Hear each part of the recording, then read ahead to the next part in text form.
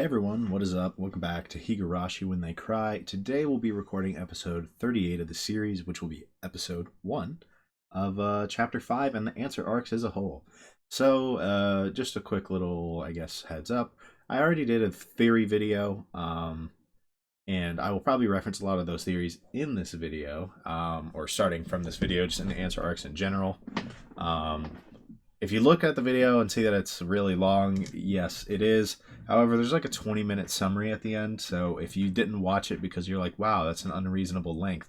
Honestly, first of all, valid. I don't want to knock anyone for not wanting to watch me blab about only Higu theories for 2 hours, no even gameplay or something. I dive into the text a few times, but, that's it, right? But like I said, there's a 20-minute summary, which is a much more reasonable length, and will give you an idea of what my theories are. So if you're interested in that, but weren't interested in the whole video, feel free to check that out. But for now, here we are on Chapter 5. I didn't fully load in case the main menu was kind of a banger. We are not enabling the opening. There will be no slight spoilers in this house. Absolutely not. I used the same audio settings that I used for Chapter 4. If there's something wrong with them, go ahead and feel free to let me know. Oh. Okay, never mind. I really thought that was going to be the main menu for a second. Like, what a banger. A literal black screen. Okay, wait, that's interesting. What is going on here? What is this?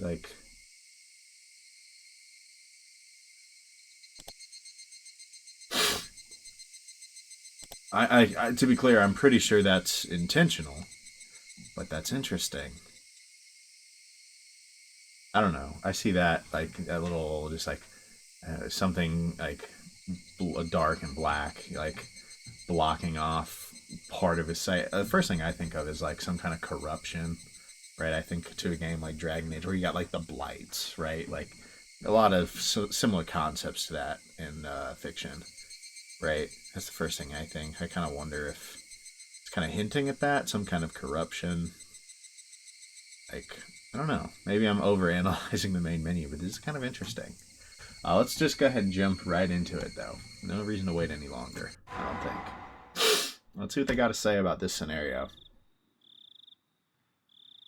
Oh, also, I didn't really say anything. We'll back out.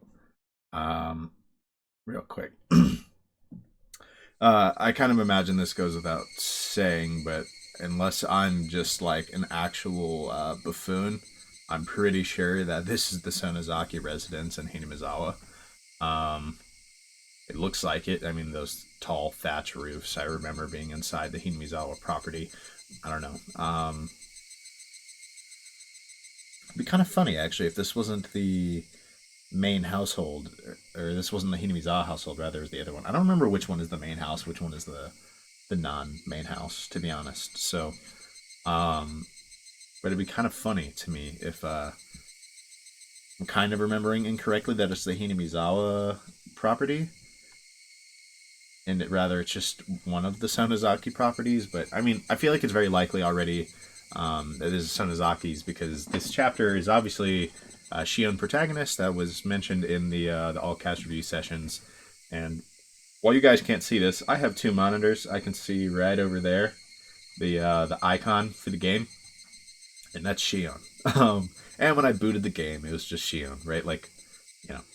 Pretty obvious who it's about. So you can assume this is something Sonozaki.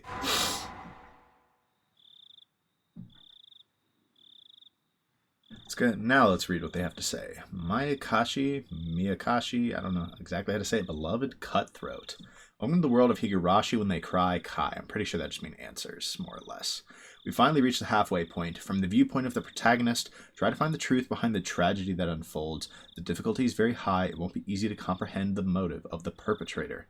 Something really random that I wanted to say, and I don't fully believe this anymore, but given that we're about to start a chapter with Shion,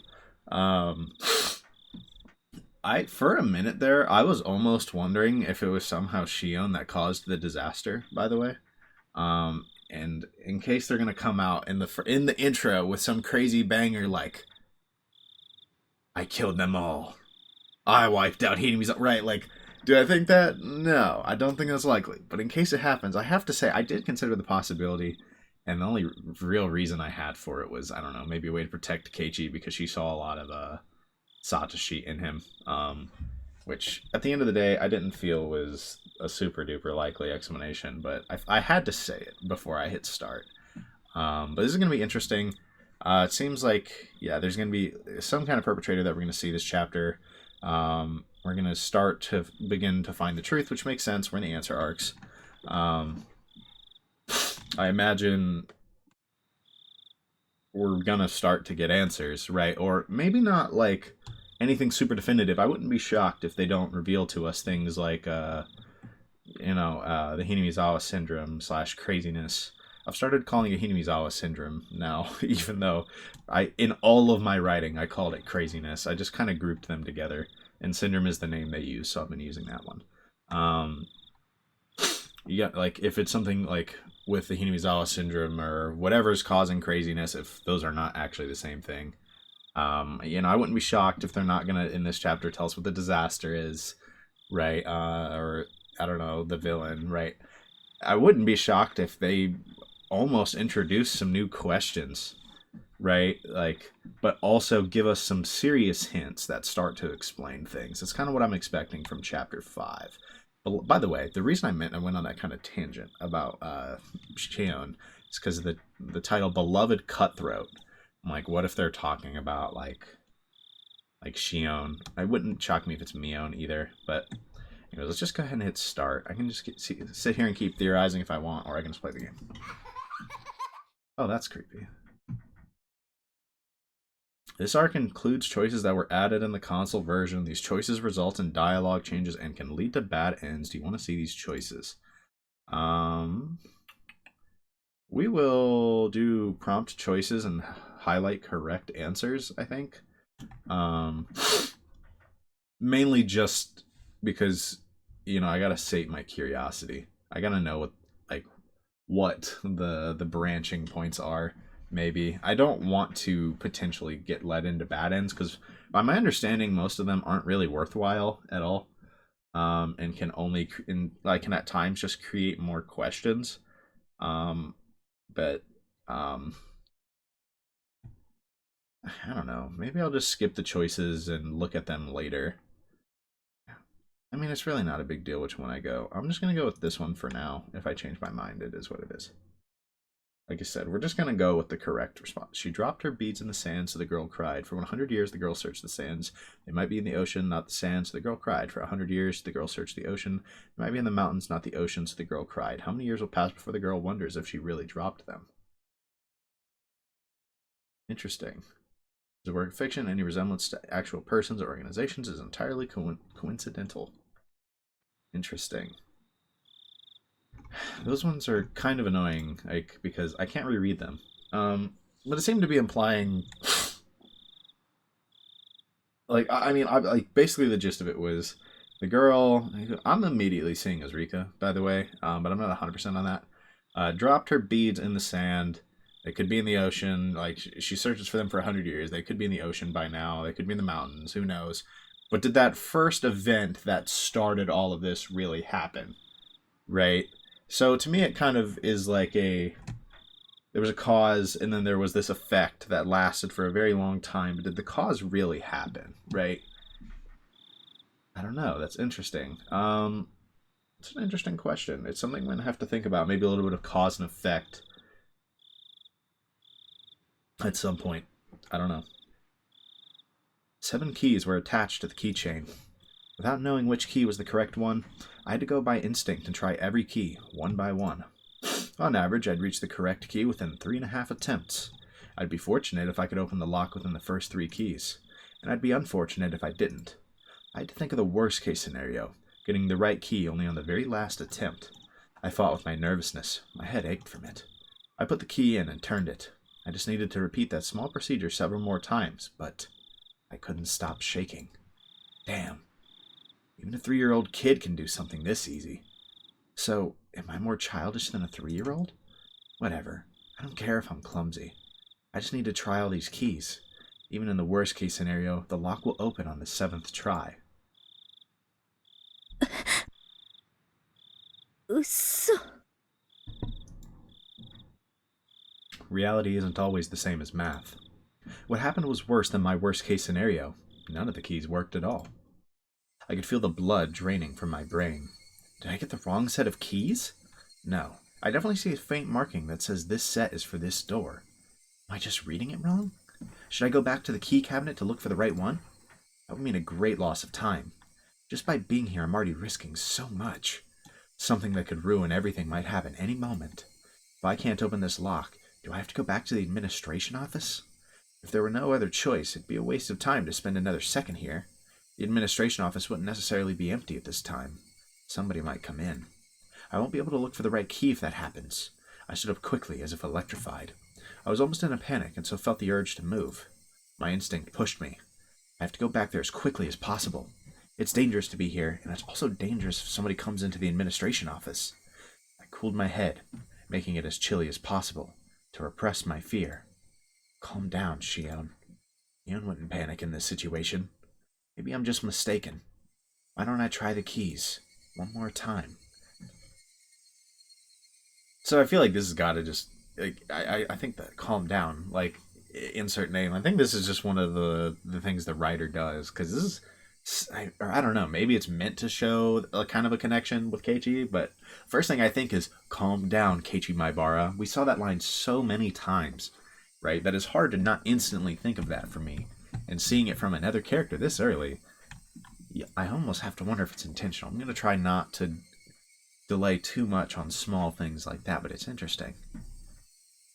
Why don't I try the keys one more time? The next moment, I felt a faint vibration in the air. Somebody was walking somewhere in the hallway. If it were a normal situation, I would have known I wouldn't run into them, since the footsteps were very far away. But at the time, I couldn't think calmly. Ah, shit. Why am I panicking this much just because of footsteps? Calm down, calm down. I should be feeling excited instead. Calm down, calm down. I just need to do what I have to do.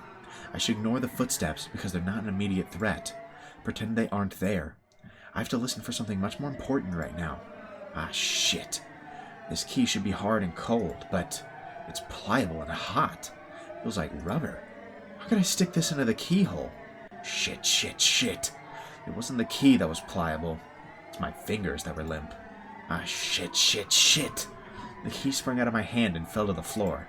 It shouldn't have made any sound, because it was so pliable, but it made a tremendous metal noise as if somebody pushed over a cupboard.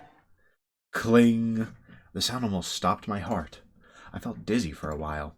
I looked around afterwards to carefully see if I caused any disturbances to the surroundings. Calm down, calm down.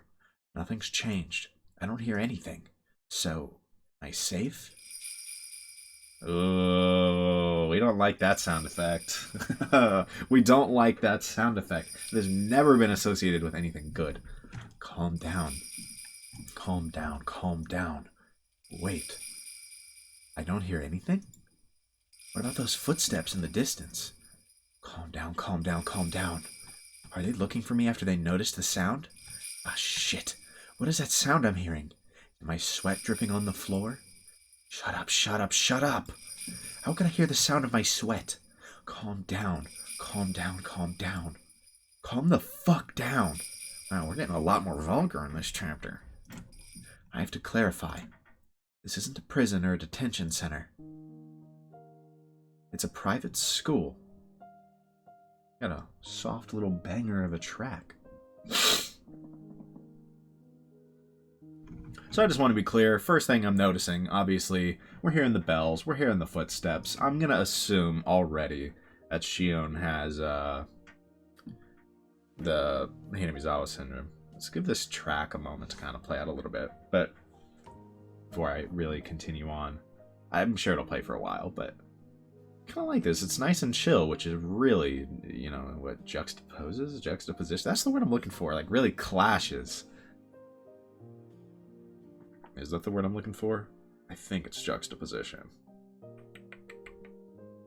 Juxtaposition.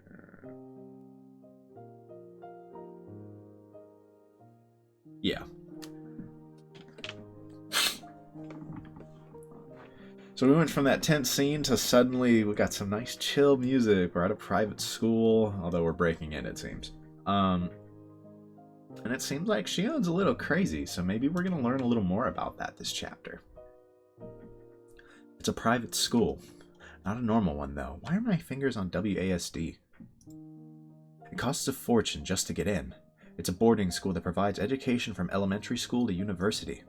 Being for girls only, rather than a school, you could say it's a factory that manufactures ladies. Some of my classmates here have never even used public transportation. Really, it isn't normal. To me, saying, "How nice to see you," instead of just "hi," is already insane. And calling the teachers sisters gives me the creeps. That is weird. What? I can only imagine, like, walking up and be like, "Hello, brothers," to, like, my teachers.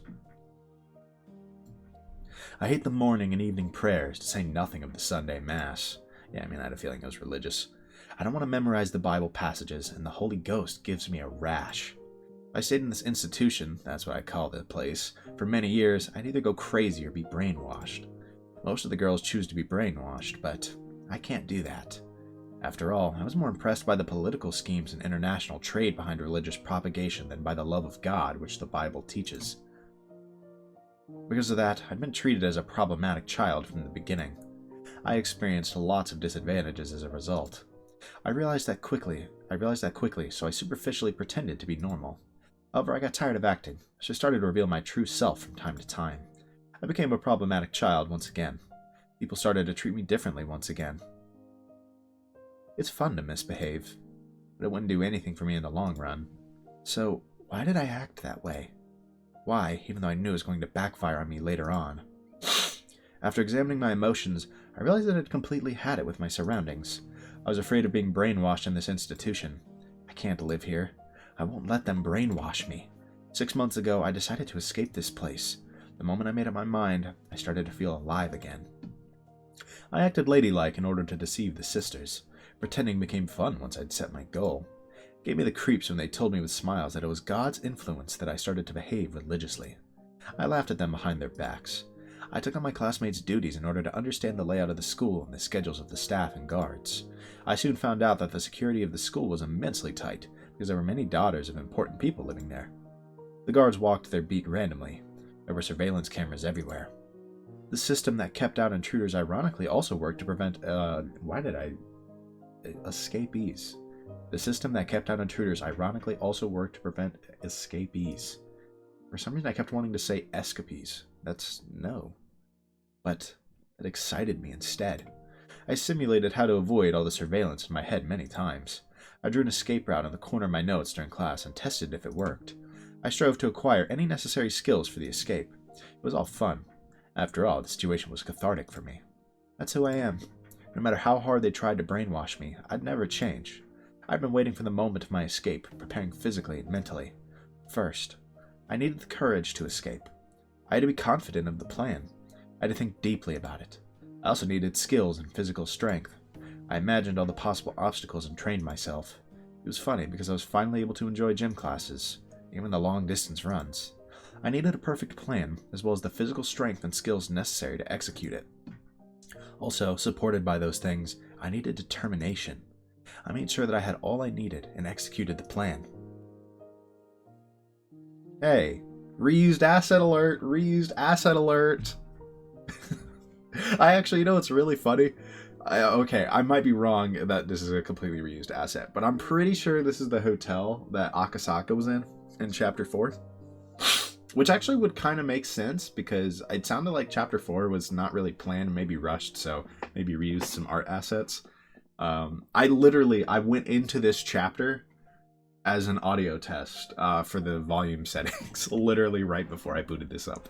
That's funny. I'm sorry, let's move on. It might not be the exact same, but it looks very similar. I decided to plant a seed in school before the appointed day.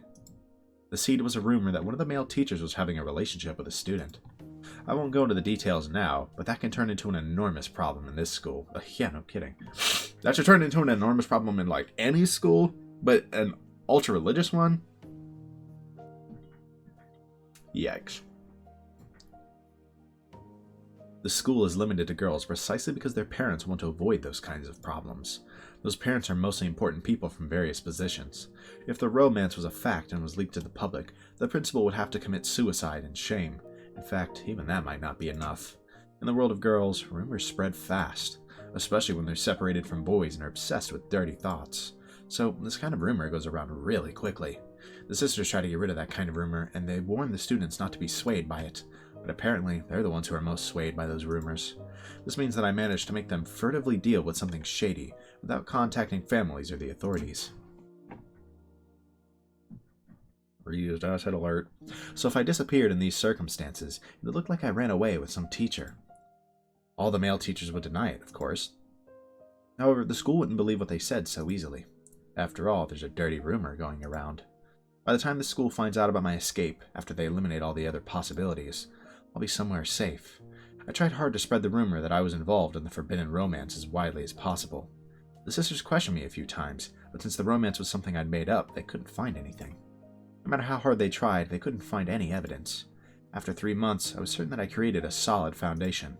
I swapped after-dinner duties with my classmates so that I could adjust my schedule on this day. I was even able to fill them with suspicion about me by doing that. Now they'll definitely suspect I ran away with some male teacher. Tonight was the night. I began my chores after dinner. So did we, go backwards?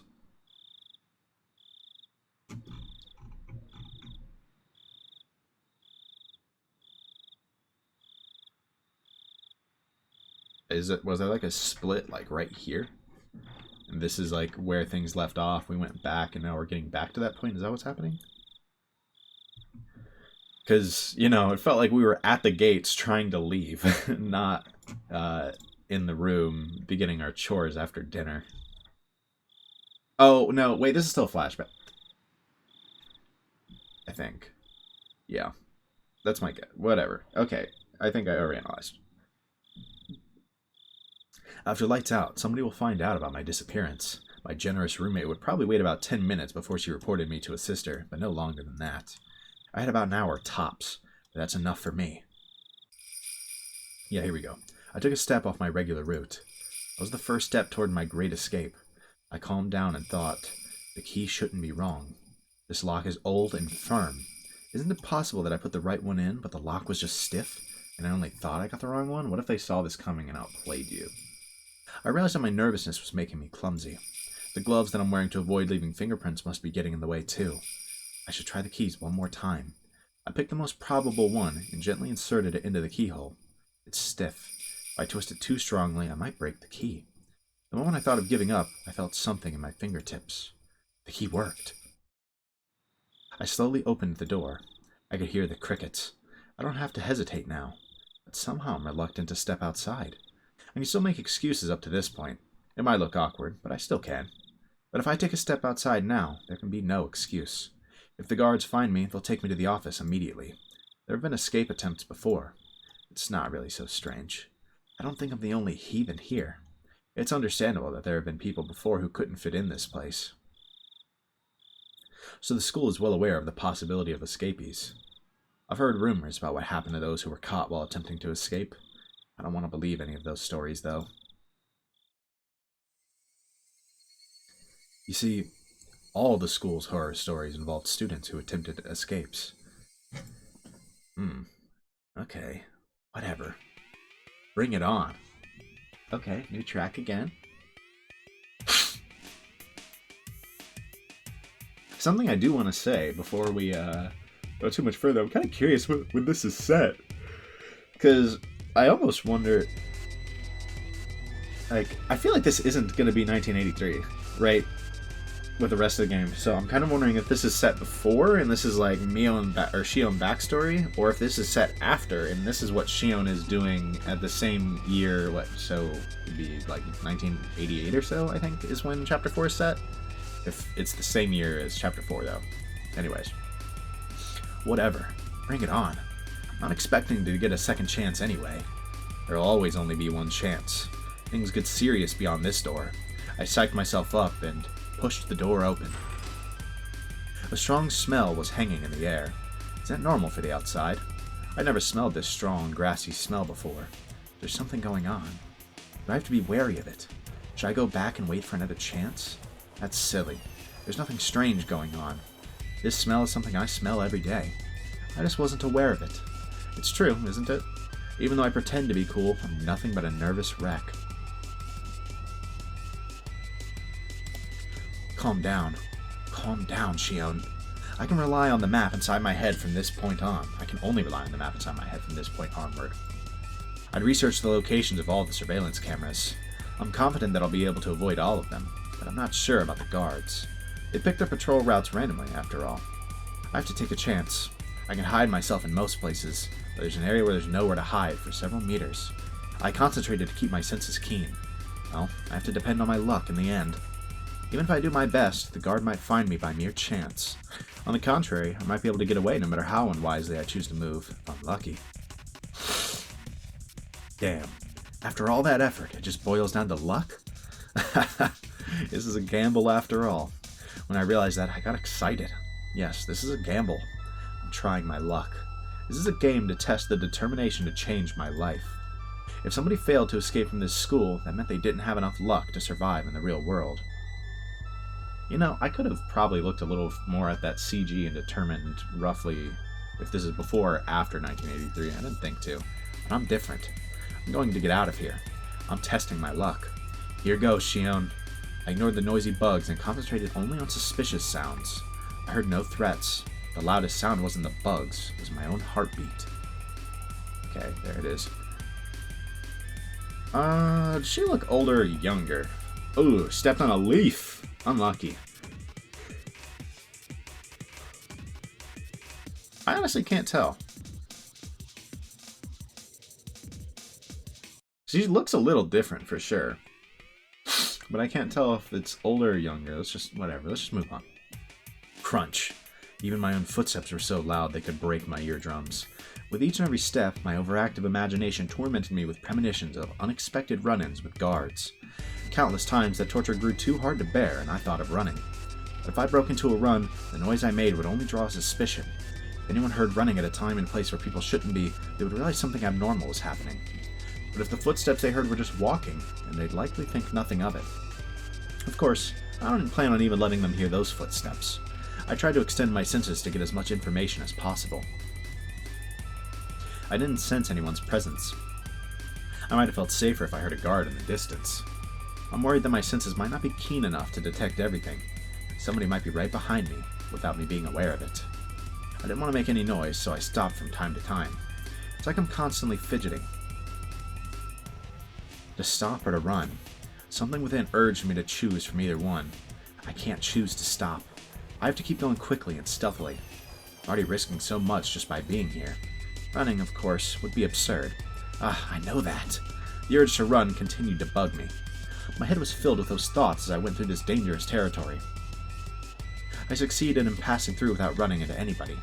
I couldn't help but sit for a moment and exhale the rotten air from my lungs. My negative thoughts vanished quickly. Just a little more to go. Just a little more. Just through that bush over there is the fence that separates this place and the outside world. Why do I feel like the guards know what's happening and are waiting for her?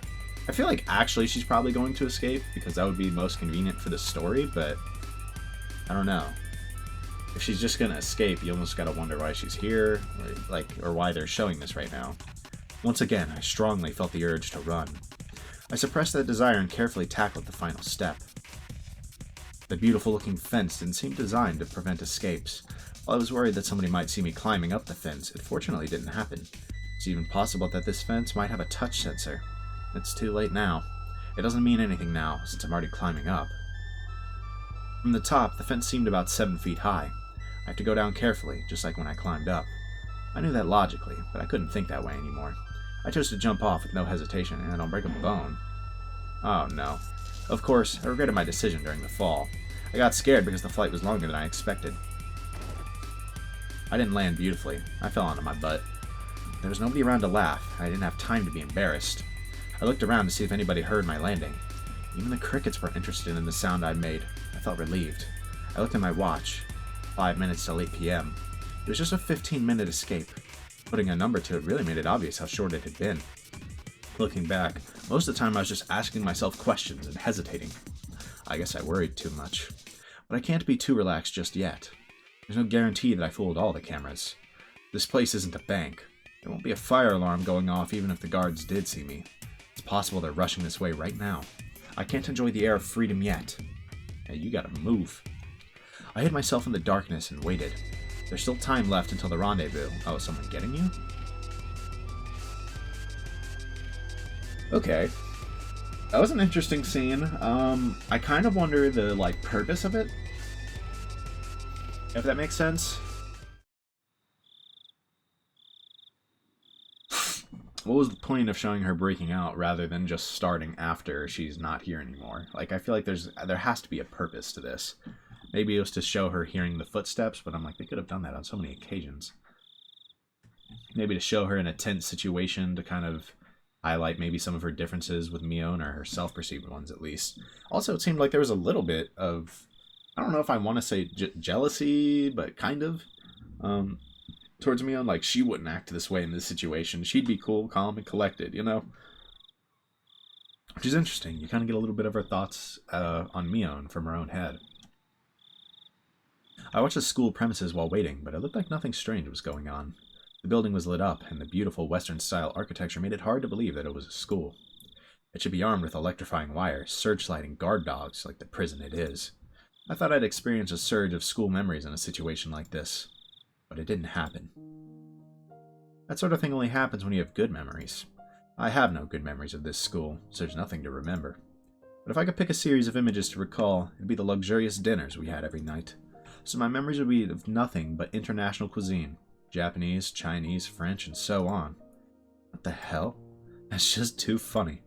I burst into laughter.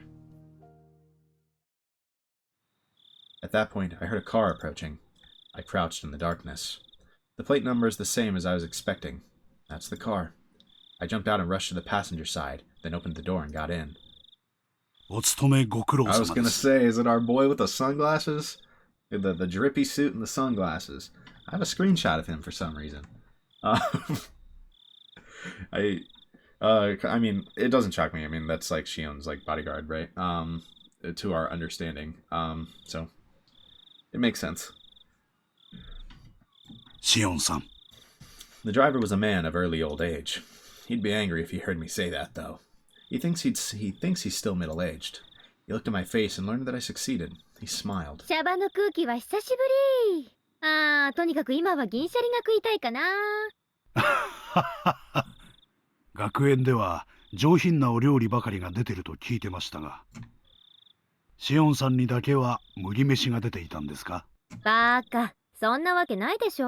冗談に決まってるじゃない。ほら、笑ってる暇があったらとっととアクセルを吹かす。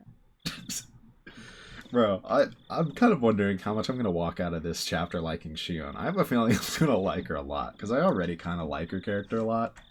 I kind of wonder if she's going to walk out of this as my favorite character. はいはい、仰せのままに。Kasai? Does she ever say that word out loud? Or that name? No, I don't think she does. Kasai. I'm going to call him Kasai for now. We're going to see if we hear that at some point. Kasai really did laugh out loud. After telling me to buckle up, he accelerated. The cathedral-like school disappeared from the mirror in an instant. It disappeared so quick that I didn't have time for a surge of dinner memories. Goodbye, my lovely school days. I'm gonna fill my stomach with junk food from now on. I'll forever be free from the table manners you taught me.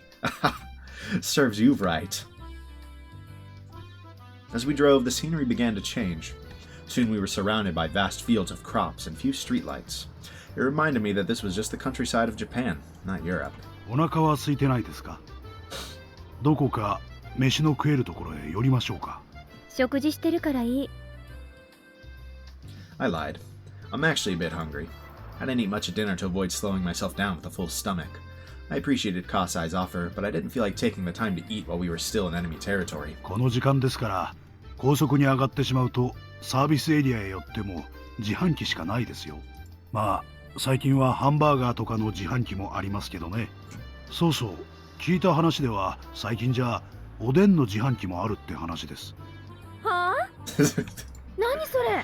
コーヒーの自動販売機みたいに器がポロッと出てきて押したボタンの具がボトボトっと落ちてくるわけ？ Man, she's for real been locked up. She didn't even know. 気持ちそういうのじゃないらしいですよ。おでんの缶詰になってるそうで。悪い。あ、ごめん。缶詰はパス。缶詰、もう子供じゃないでしょうに。Yeah. Okay, knowing what we know about the Sonozaki, just that funny little canned flesh incident, I guess that makes sense. 嫌なもんは嫌なの。うっさいな。もう何笑ってんの？ Kasai chuckled. He must have been trying to help me relax. He isn't usually so talkative. 私は疲れちゃったよ。少し寝させてもらいます。これ、リクライニングどうやって倒すの？そっちの左側の根元を探ってみてください。レバーみたいなのがありませんか？うん。あったあった。よっこらしょっと。Kasai laughed again. 何か面白いこと私した？いえいえ、よっこらしょなんていう若くない言葉遣いがどことなくミオンさんに似ておられたもので。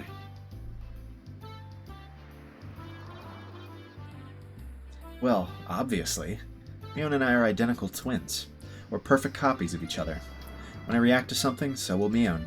When Mion reacts to something in a certain situation, I'll react the same way. Didn't you just claim differently earlier? お姉は元気？多分元気かと。私も親族会議の席に親父さんをお連れするときに少しすれ違う程度ですし。そっか。お姉はもう実家じゃないんだったね。南沢の鬼ババのとこだっけ？ Damn! シオンさんが学園に入られるのと一緒の時期に園崎本家に移られました。I responded with disinterest even though I was the one to ask her about her in the first place. Wow, I was messing that up. So... Okay, so... I think that clears it up. The main house is the one in Higurashi. With the hag. With Oryu.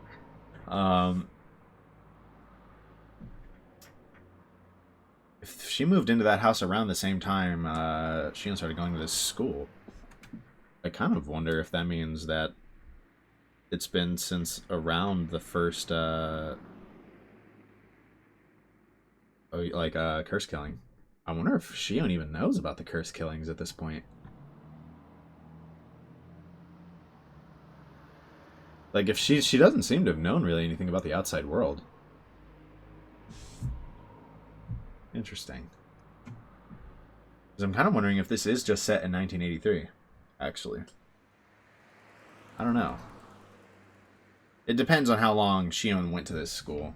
I don't know. We'll see what the year is, but that could have interesting implications if this is 1983. I responded with disinterest, even though I was the one to ask about her in the first place. The main house is where Oryu, the current leader of the Sonozaki family, lives. That's my grandma, who I call a hag. But when we use the phrase the main house, that usually means more than just a dwelling. What Kasai refers to is the same thing. 少しは変わった？ミオンさんがですか？そう。あのばあさんと朝から晩まで顔を合わせてりゃ少しは変わるでしょ。Kasai chuckled yet again. Actually, not. Okay, wait. I just thought about something. Wait, Shion was in Hinamizawa at least in what, like 1982, when she was on the baseball. Like, she was the baseball team manager. She had like a somewhat close relationship with Satoshi. So this can't be. Like I don't know. So maybe my timeline's a little off. I don't know what year this is set. I'm interested.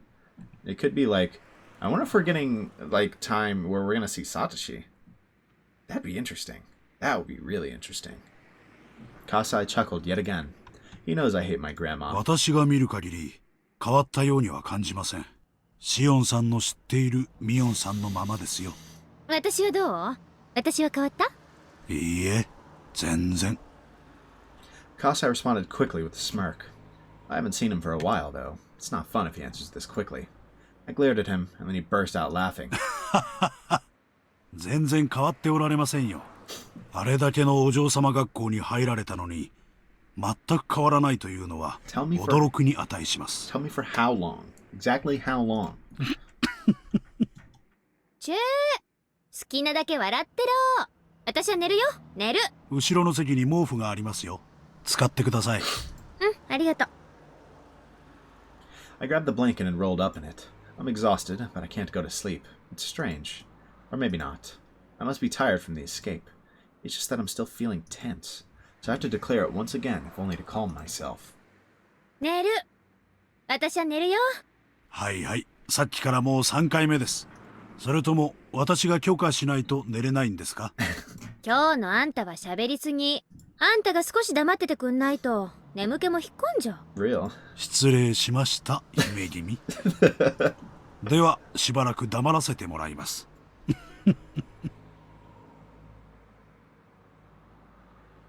This interaction with Kasai reminded me of the old peaceful days in Okinomiya. Well, I don't really know if I can call those days peaceful. We were in the middle of the dam protests back then, after all. We all united together, and now that I think about it, we pulled a lot of pretty dangerous stunts. If the authorities ever find out what I did, I'd never escape going to juvie. Yeah, that sounds about right from what I've heard. Well, at least half the people in Hinamizawa would be off to prison. We didn't think of them as criminal acts, though. It was a war. It might also have been a festival. A festival where every person in Hinamizawa joined together in protest. It was a struggle, but it was also fun. It was fun to throw stones at the riot police with everybody. I kind of get her point looking back on this nostalgically, but that's just such a funny sentence. It was fun to throw stones at the riot police with everybody. We hid ourselves in somebody's home when they chased after us. We'd even go crowd around the police station, demanding the release of our arrested comrades. When we snuck into the construction site and sabotaged it, it felt more like we were playing at war than conducting one. I got so excited back then. I felt united with my fellow members, even though they were strangers to me, and that memory warms my heart. Yes, the way it felt back then was like helping everyone to carry a sacred palanquin? Palanquin? Through the village, getting all sweaty and exhausted together. I don't know what that word means, but I mean just some sacred thing that needs to be carried. You get the idea. Till we all collapsed face first on the ground and shared our excitement and cheers with unfamiliar faces over tea. I was just a kid back then. I remember accompanying young men who worked for my dad out to the village to do various bad things. I was arrested a few times. It didn't feel any different, though, than when I was called to the teacher's office for forgetting my homework. The other villagers were furious about the damn project, but for those of us who were kids at the time, it's a pretty fun memory. All that time came to a sudden end a few years ago. A few years ago, okay. It wasn't only the power of the protest that ended the damn construction project, so it's making me think we might be in, like, 1981 or 1982. The Sonozaki family and my dad's organization had worked secretly in the shadows. This is top-secret information in the Sonozaki family, but it said that they may or may not have kidnapped the Minister of Construction's grandson, that boy Toshiki Inukai, in order to blackmail him. The grandson was found a few days after the abduction. He was found in the mountains of Yaguchi. He didn't simply disappear, and he wasn't demoned away. I mean, some kind of deal was made secretly. A year after that, the dam construction plan was halted indefinitely. The police suspected the villagers' involvement and investigated, but they couldn't find any leads. The villagers never betrayed each other. They'd do anything to protect their fellow man. They fabricated fake alibis and fake evidence. It was easy to deceive the police. Ugh. The car suddenly shook, snapping me out of it. Must have run over a bump or something. Okay, so that's interesting. She thinks on those days a lot more positively than I expected her. Just thinks on Hinamizawa a lot more positively than I expected. She obviously does not like Oryu a lot, but she seemed to like that Hinamizawan unity. Which, again, may be worth noting. There's a lot of things still that I'm like, okay, these could maybe... Some of them could maybe help my theories. Some of them might hurt them. Nothing so far that's been super strong one way or the other yet. I'd say maybe the fact that she has a little more Hinamizawan unity than I thought maybe helps with some of my ideas for Chapter 3, but it also maybe hurts some of my ideas for Chapter 2. But if she's crazy, then maybe not. So, I don't know. Like, right now, really early, but like I said, it's just going to be interesting. The car suddenly shook, snapping me out of it. It must have run over a bump or something. I suddenly realized my expression was a very happy one for some reason.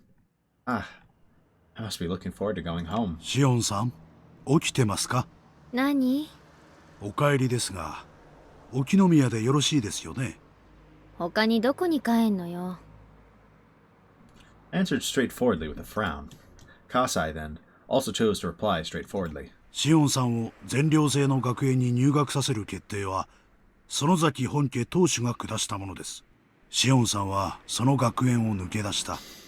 どういうことかお分かりですね。ばあさんの決めた学校が私に合わなかったってだけでしょ。シオンさん。わってるって。うっさいな。As the head of the Sonozaki family, the hag's decisions are absolute. They're nothing like, say, the 3-second rule. Worse, the decision to confine me to an academy far away from the Sonozaki family was made before I was even born.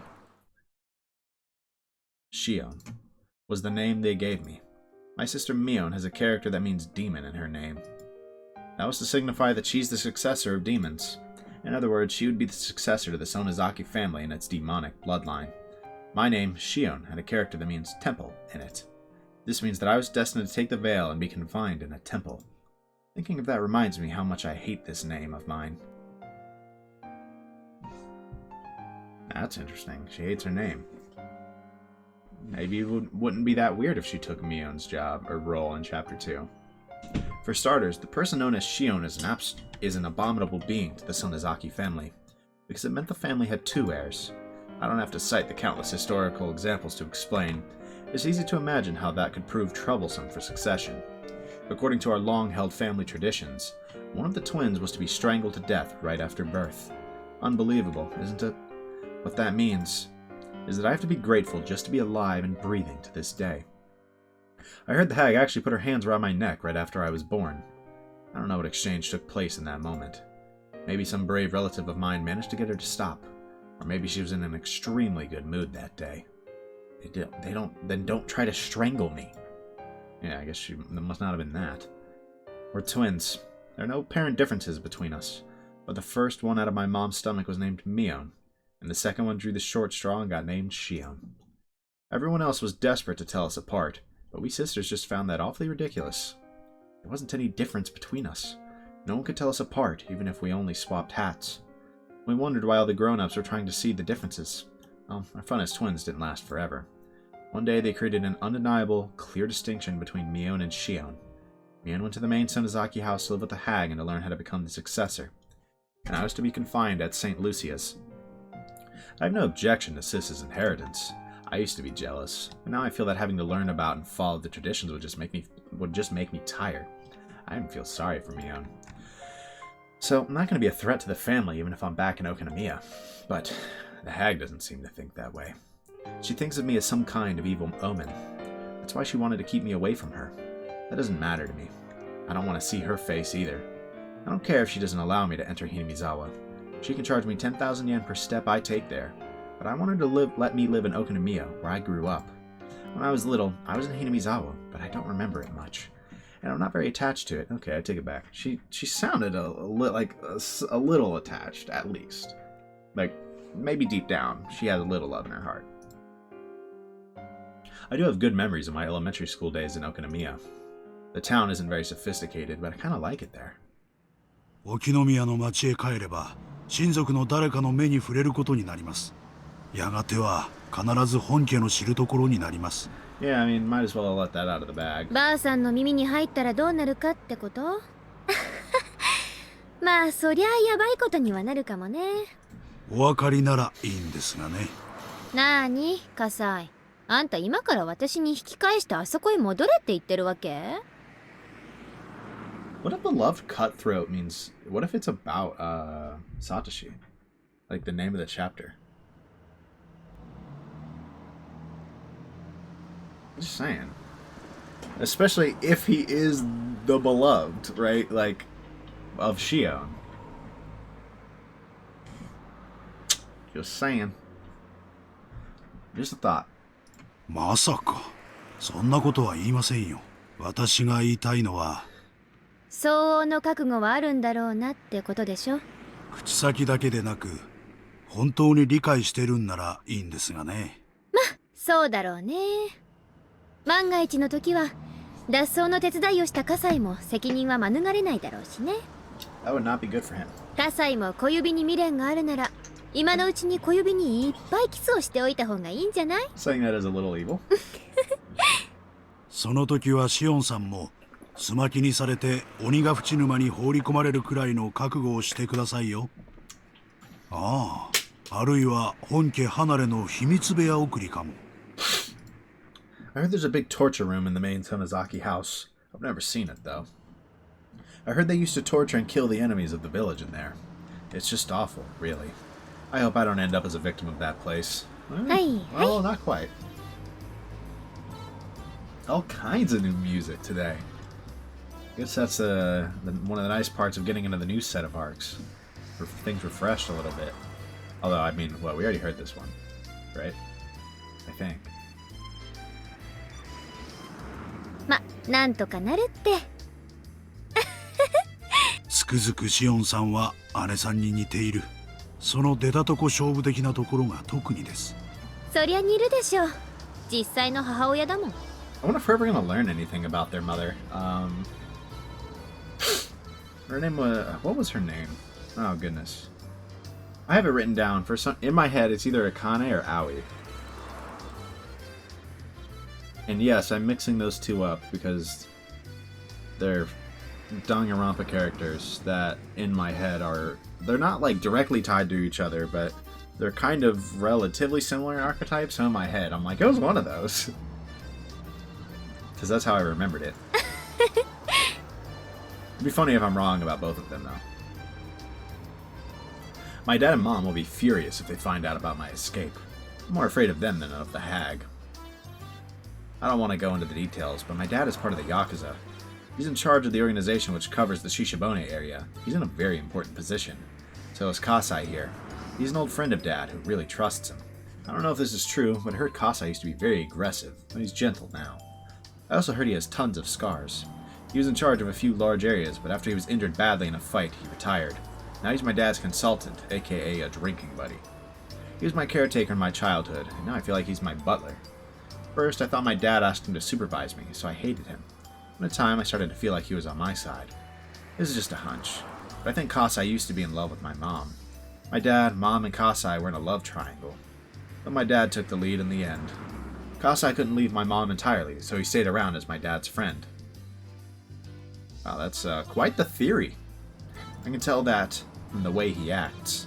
He's seeing my mom in me. That's why he says I look like my mom every now and then. Kinda gave me the creeps at first, but he's not a bad guy at all. He's actually pretty funny. I only found that out after I got used to him. So when I thought about escaping, I naturally turned to him. I contacted him in an early stage of my plan and arranged to meet him today. You could call him a conspirator. It's not surprising he's worried about my return to Okinomiya. Considering the rules and traditions, cutting off his pinky finger isn't too far from reality. I might be rolled up in a futon mat and thrown into the swamp for real, too.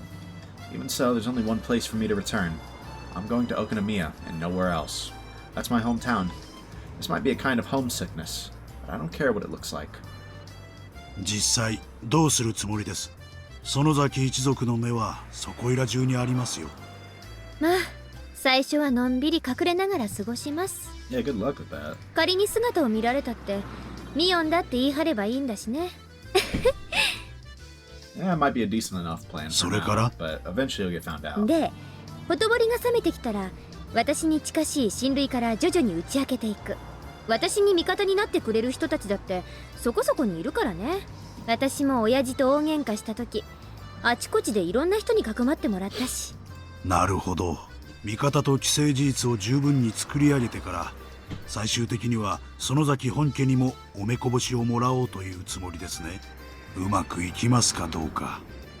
Best shot. 行くって。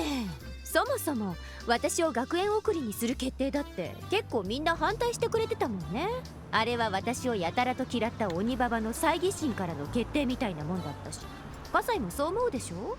ええ、まあ私もあの決定にはさすがにやりすぎとは思いました。鬼ババはとっくに更年期障害で正常な思考なんかできなくなってんの。Yeah. あのダム戦争の興奮で頭がいかれちゃって、まだその時の興奮が抜けきってないんじゃないかな。たく。Kasai smiled. I couldn't go to sleep after all, even though I was rolled up in a blanket. Even though I told Kasai to shut up, I kept talking to him. In time, I got tired of talking. As I could feel the car run smoothly on the highway, Kasai spoke to me again. シオンさん、ほら。I was so tired that I ignored him. I wondered what he wanted me to look at, but I wasn't that interested. Yet I opened my eyes slightly and I saw a sign quickly pass by. Is it going to be like, Okinomiya near? I don't remember if I quick saved here already. Whatever. Gosai probably wanted me to see that sign. It had an illustration of azaleas around the letters that said, "Welcome to Shishibone City. My hometown is coming right up." Chapter 5, Mayakashi.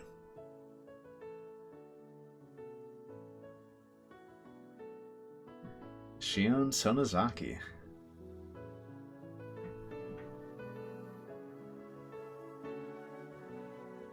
Keiichi, Mion, Rika, Renasato. Okay, so no. Maybe it's not 1982 then. Interesting. Or maybe Keiichi's going to be in here halfway. Satoshi, Oishi, Takano, Toмотake, Irie, Kasai, Akane. It is Akane. And the teacher. Okay, wait, that's interesting. No, that's relevant, actually. I'm serious, that's relevant. If Shion gets close to the teacher, it could explain how the teacher maybe knew, because right now my theory is that somehow Shion knew about the Great Disaster coming, right? And as a result of that, was able to keep Keiichi alive, right? But if she's close to the teacher is one of the two people who died trying to escape. The other was one of the baseball players, right? And so if she's close to the teacher, maybe she tried to warn the teacher. I don't know. That's a really... So we got... Okay, so I think this is going to span like 1982 to 1983, maybe. Is my guess. Unless Keiichi was there before and just didn't know it somehow. Or they interacted with Keiichi and he didn't remember it. That doesn't really make sense to me, but I wouldn't be shocked if it kind of spans a longer time period than the first 3 chapters.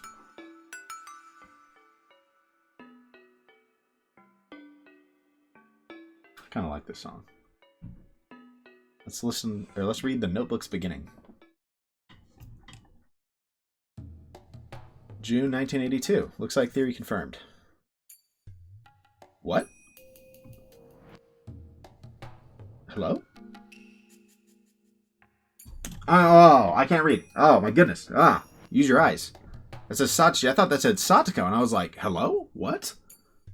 That doesn't add up. June 1982. Satoshi Hojo disappeared several days after the Watanagashi festival. There are 3 possible reasons for his disappearance. One possibility is that it was an accident. Dead bodies sometimes end up in irrigation channels a few months after hit-and-run incidents. But since the police did a thorough search of the area and hadn't found his body, this possibility seems small. This song is hard. I like this. I like the little... Those background vocalists, that is awesome. I love that. The second possibility is a self-motivated disappearance. Satoshi-kun has been living in dire circumstances. His close friends actually heard him imply he might run away. The police thought he skipped town after killing his aunt. That seemed plausible, considering that aspect. But the police arrested another person for the murder, so this hypothesis must also be considered false. The last possibility is that he was involved in the series of mysterious deaths in Hinamizawa. It's also called the Curse of Oyashiro-sama. He fell victim to it and disappeared. Unless Oyashiro-sama's occult power is actually verified, this curse must be the act of humans. It's only natural to assume that Satoshi-kun was made to disappear by someone's will. So the question is, whose? The possibilities are quite limited. The culprit is either a member of the Sonozaki family, a member of the 3 families, or one of their many relatives. The police can assume that easily. I need to think beyond that. Who did it? How did it happen? And why did it have to be done? Why did Satoshi-kun fall victim? We'll talk about this in a second. What was the motive? Who gave out that order? Who actually did it? The mastermind, the culprit, and the truth are all in reach of my grasp. Maybe I'll find them right behind my back. But even so, I can't reach everywhere. There are parts of my back I have to make an effort to reach, clenching my teeth and cracking my joints so that the tips of my fingers can barely touch them. The truth is hidden in places like those. I'm writing this because I need to organize my thoughts and memories. Nobody will read it other than myself. But if somebody does, that means that either I threw these notes away because I no longer needed them, or I fell victim to the curse of Oyashiro-sama in the middle of my attempt to solve the mystery. If it was the former, that's okay. But if it was the latter, please, I want you to help me. Please help this powerless young girl. Okay, so who's writing this? The beginning of the notebook. If it's starting in 1982, I'm guessing this is Shion's notebook, to be clear.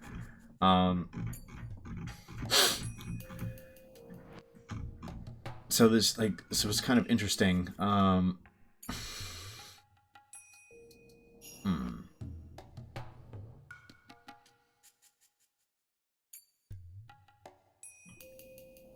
So the first thing we're like, it seems like we're going to be looking at Satoshi's case. That is my prediction here. I mean, like, that's like going to be part of the focus of the chapter. Obviously, this notebook makes it clear that we're looking at that a little bit. But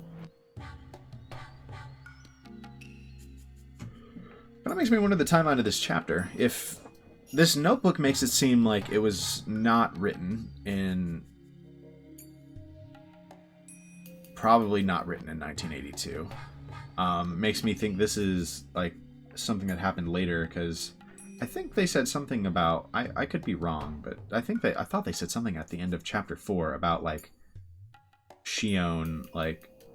No, I think that was just my assumption that Shion was going to try to investigate, and so that it would be in the future. So it makes me wonder if we're kind of doing a, something similar to Chapter 4, where there will be, like...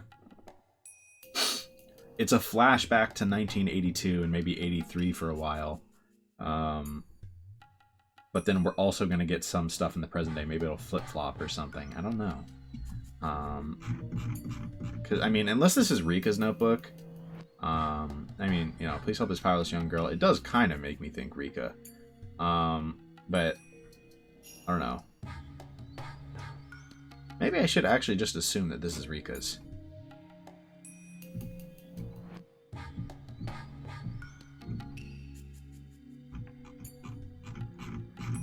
It being Rika's or Shion's both makes sense to me. Given that the protagonist is obviously Shion, I'm going to assume Shion, but it could be Rika's, and that wouldn't be that shocking, you know? So let's go ahead and save the game for the first time in the answer arcs. Oh, man. I kind of can't believe we're actually here, finally. It's been so long to even get to this point. And we're only halfway, and that's not including all the side content. And I could see myself wanting to... We'll see. I could see myself wanting to go through that side content eventually. It depends. I wouldn't be shocked if by the time I finish Higurashi, I want more of the world of Higurashi, if that makes sense. I don't know. Like, I mean, I like this author's writing style a lot. I like the characters a lot. I like the cast. I like the setting. That's a big thing. I love this setting. It just kind of small town mystery set in like the 80s, right? The 70s, 80s. Like, I find that such a fascinating setting, right? So I wouldn't be shocked if I eventually want to look at some of the side content, but of the main content, we're halfway through, right? So yeah, but yeah, and my point is that we're only halfway through after this much time. Goodness. Man.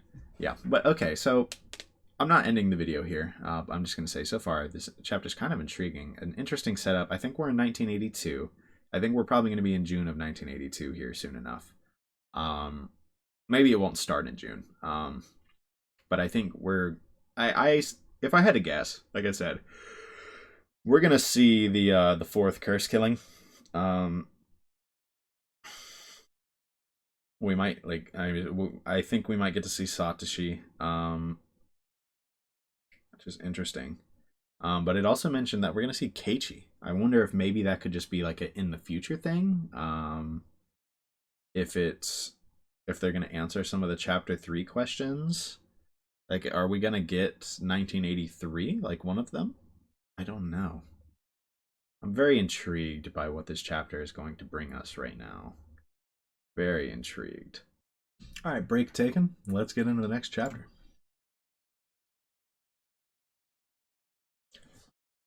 It is 1982. Yeah, so I'm just a genius, right? Like, I called it. The fourth year of the series of Mysterious Deaths in Hinamizawa, also known as the Yashiro-sama's Curse, 1 year prior to Keiichi Maibara's transfer.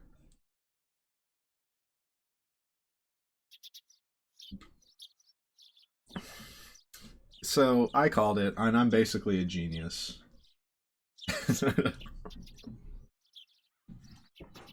I didn't hear a wake-up chime. I'm not in school anymore. My brain is half asleep, but I'm aware of that. Waking up at the same time as the chime would go off at school doesn't feel good. I can't go back to sleep after this. Still, not going to live a torturous school life anymore. I can make today either happy or boring. It's up to me. Yay, that's really positive. I feel like I'm alive for the first time in a while.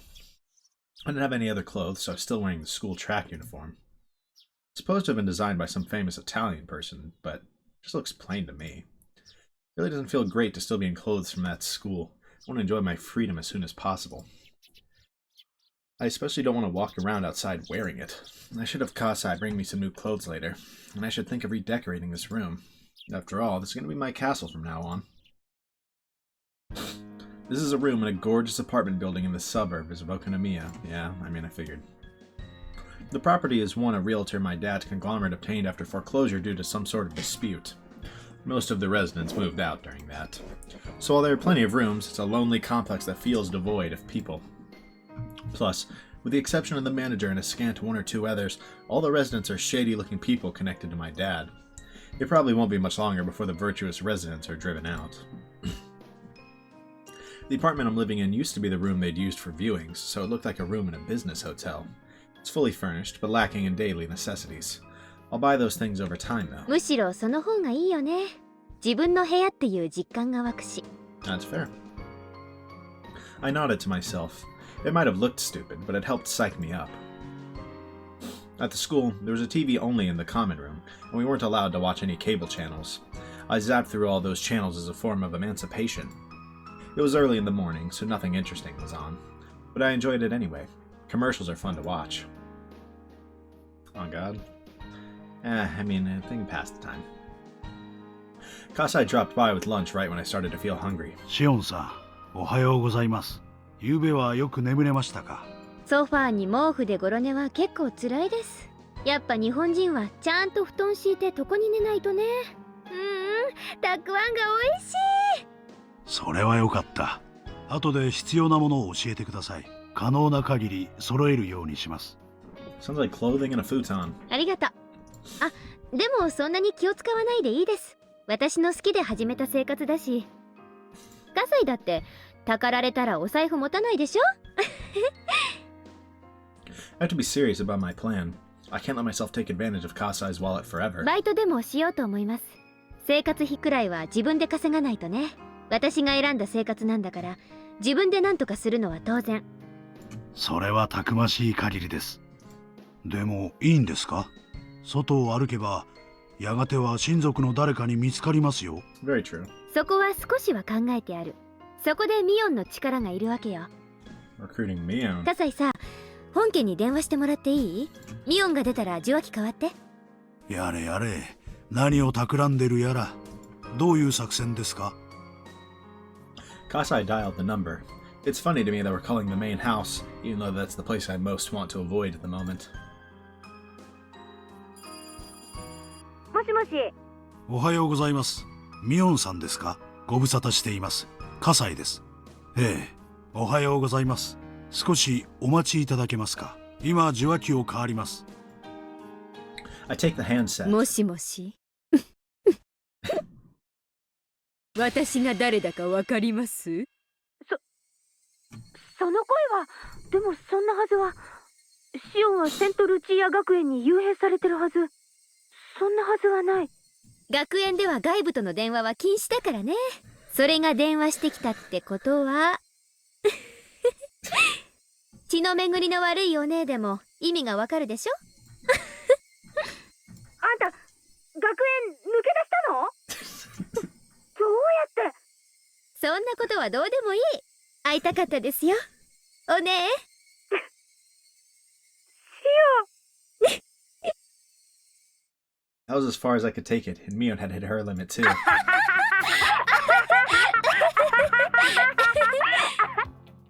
We both burst into laughter, unable to keep up our act. It's been a while since we laughed out loud with each other like this. 久しぶりだよシオン。あんた本当にどうしたの？どうしたもこうしたも。別に私は嘘を吐いてないです。じゃああんた本当に脱走したの？やる。I love the encouragement. 私を閉じ込めておくにはちょっと警備が甘かったかもね。学園はシオンが穏便に脱走したことに感謝するべきかもね。本気のシオンだったら全施設を爆破してから脱走するくらい朝飯前かも。Yeah, she probably could. 爆破はできないけど放火くらいはやるかもね。We do a little bit of destruction of property. Kasa smiled at us in amazement, his face a blend of amusement and exasperation. おねえ、今は電話大丈夫なの？大丈夫。バッチャはお稽古に行っちゃってる。今日は帰りは夕方になるって言ってた。それは好都合。近いうちに会って話をしましょうね。とりあえず今日のところは電話で。うん。本家に学園から私が脱走したっていう連絡は来てます？んや、来てない。本家の電話も来客も全部私が通すから、私を素通りしてバッチャに連絡行くことはない。So I've got a little bit of time. だから来てないって断言できると思う。ほう、そりゃすごい。さすが園崎本家次期当主。私はそんなの嫌だよ。シオンが変わってよ。鬼がついてるのはお姉でしょ。まあせいぜい頑張ってください。陰ながら応援いたしております。Her being the one with the demon is like the most confounding aspect for my theories. But at the same time, I feel like we heard literally earlier, there was legit evidence that if like whatever that, obviously I have my ideas on what the demon is, but like at the very least, we heard those footsteps, so Shion might already have it, which is interesting. When did she get it? まあそんなことはどうでもいいや。すごい人事っぽい言い方だな。まあいいや。私関連で何か動きがあったら葛西に連絡をよろです。ここの番号はお姉には教えてもいいかなと思うけど、しばらくは内緒にしときますね。ごめん。そうだね。学園脱走したって話がバッチャの耳に入ったら、Yes. いろいろ面倒になると思うよ。So we're trying to get worked out. 連絡の件は了解。何か動きがあったら葛西さんに伝えとく。ありがとうです。それとあとお姉にお願いがあるんだけど。そう来ると思った。あ、お金は無理だよ。さすがにお金を無心できるとは思ってません。お姉にはちょっと私のバイトのお手伝いをお願いしたいんです。なるほどね。そういうことか。で、具体的にはどうするの？ A part-time job. We can communicate fast in a situation like this. We don't have to get into details because we know what's on each other's minds. 吉郎おじさん、私の味方だったじゃないですか。吉郎おじさんの持ってるお店のどれかでバイトできないか打診してみます。で、シフトが決まったらお姉に連絡しますから。あんたがバイトしてる時間帯には消えてりゃいいわけだね。めんどくさい役だな。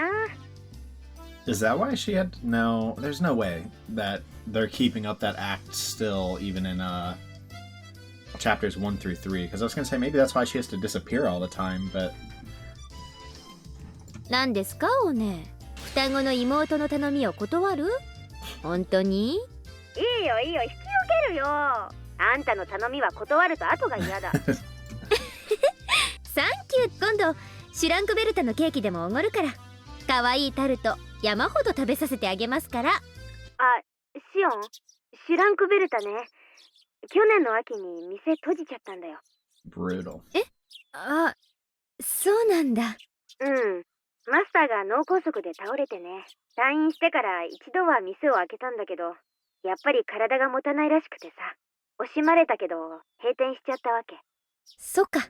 そりゃあ残念です。欲張りモンブランをお腹いっぱい食べる夢はもう夢のままで終わっちゃったんですね。I was disappointed that my favorite cake shop had closed down, but more so that this town had changed without my knowing while I was gone. It was kind of regrettable. 他にも変わったこと、私の知らないことある？うん。いくつかある。今度会ったら全部話すね。ありがとう。私も学園で見てきたこと、近いうちに機会を設けましょう。追ってこっちから連絡します。わかった。ミオン、何？元気でやってる？もちろん。ならよかった。切るよ。じゃあね。It's really been a while since I last talked to her. I put down the phone and heaved a sigh as Kasai brought in some tea. 結局どういう話になったんですか？吉郎おじさん、私のことを可愛がっててくれたじゃない？おじさんにね、私が学園を抜け出してきたのを打ち明けようと思います。で、おじさんの持ってるお店のどれかでささやかに働かせてもらえたらなって。人目に触れますよ。吉郎さんはいいとしても。そのためのお姉ってわけよ。私が働く時間が決まったらお姉に連絡する。で、お姉は私が働いている時間にはちょっと人目を忍んでくれればいいわけ。わかる？ Kasai looked puzzled. It's not really that difficult to grasp. She's going to play as Mion. つまり簡単。バイト中に私が何か咎められるようなことになったら、私がミオンだと言い張ればいいだけの話なんです。And no one will have a conflicting location for where Mion was. わかり？ Normal people wouldn't buy this kind of plan, but Kasai knows too well how easy it is for my sis and me to trade places. つくづく大胆というか、悪知恵が働くというか。いやいや。もちろん褒め言葉だよね。Kasai looked amazed.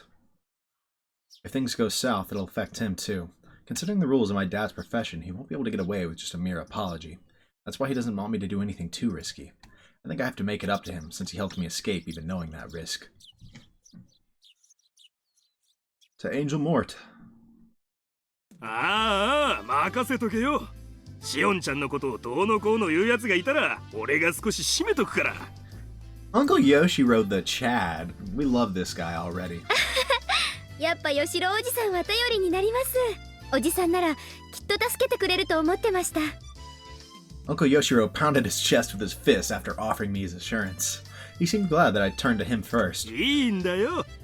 俺はシオンちゃんの自分の生活費は自分で稼ぎたいっていう気概に感心してるんだ。金をたかりに来たんだったら本家に突き出してるところだぜ。ああ、おじさん怖い。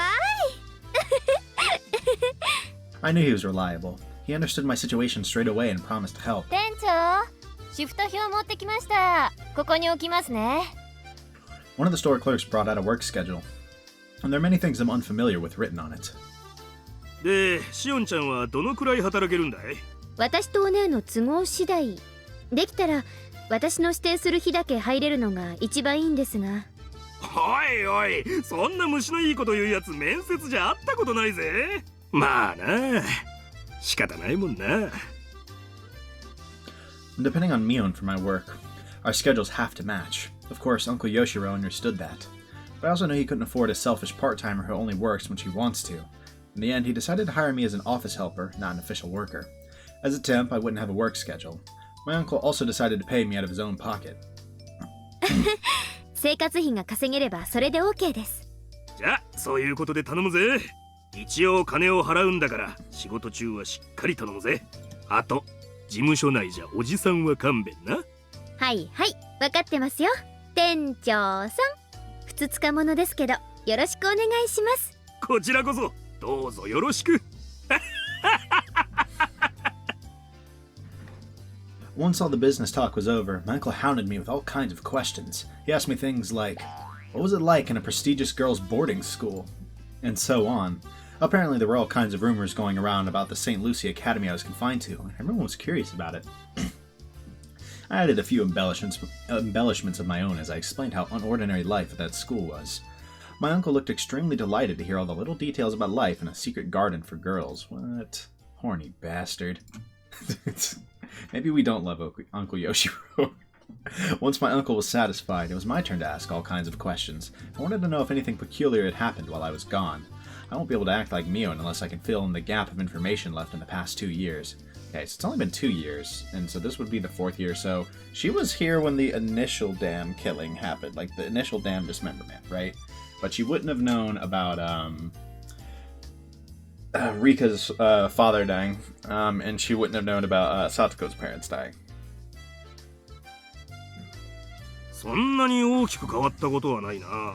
ダム戦争が終わってからこっちはもうそりゃのんびりしたもんさ。私はダムの計画中止が発表されて少ししてから学園に行ったからな。私がこっちにいた時はまだほんの少しピリピリしたムードが残ってましたよ。中止発表の後の1年くらいは同盟も計画は凍結されただけで中止になったわけじゃないって言って神経質になってたんだけどな。翌年には解散式をやったよ。南沢の境内で大式典だった。それでダム戦争は本当に終わりだな。じゃあ私が閉じ込められたすぐ後だ。戦争も終わっちゃってみんなふぬけちゃった感じ？ Imprisoned. Although I can get why you'd feel that way. シオンちゃんなんかはダム戦争は戦争ごっこみたいで楽しかったんじゃないか。子供たちが警察のお世話になるたびに引き取りに行っていろいろいじめられた大人の身にもなってくれよ。まあ確かに否定はできないかな。私ら子供にとってはダム戦争はかなり遊べるイベントでしたし。Uncle Yoshiro seemed exasperated at how differently kids and adults treated the conflict. そういえばバラバラ殺人なんてのがありましたよね。Old dialogue あ sounds の like. クソムカつく現場監督の野郎がバラバラにされたやつ。あれ確か犯人がまだ全員捕まってなかったですよね。God dang!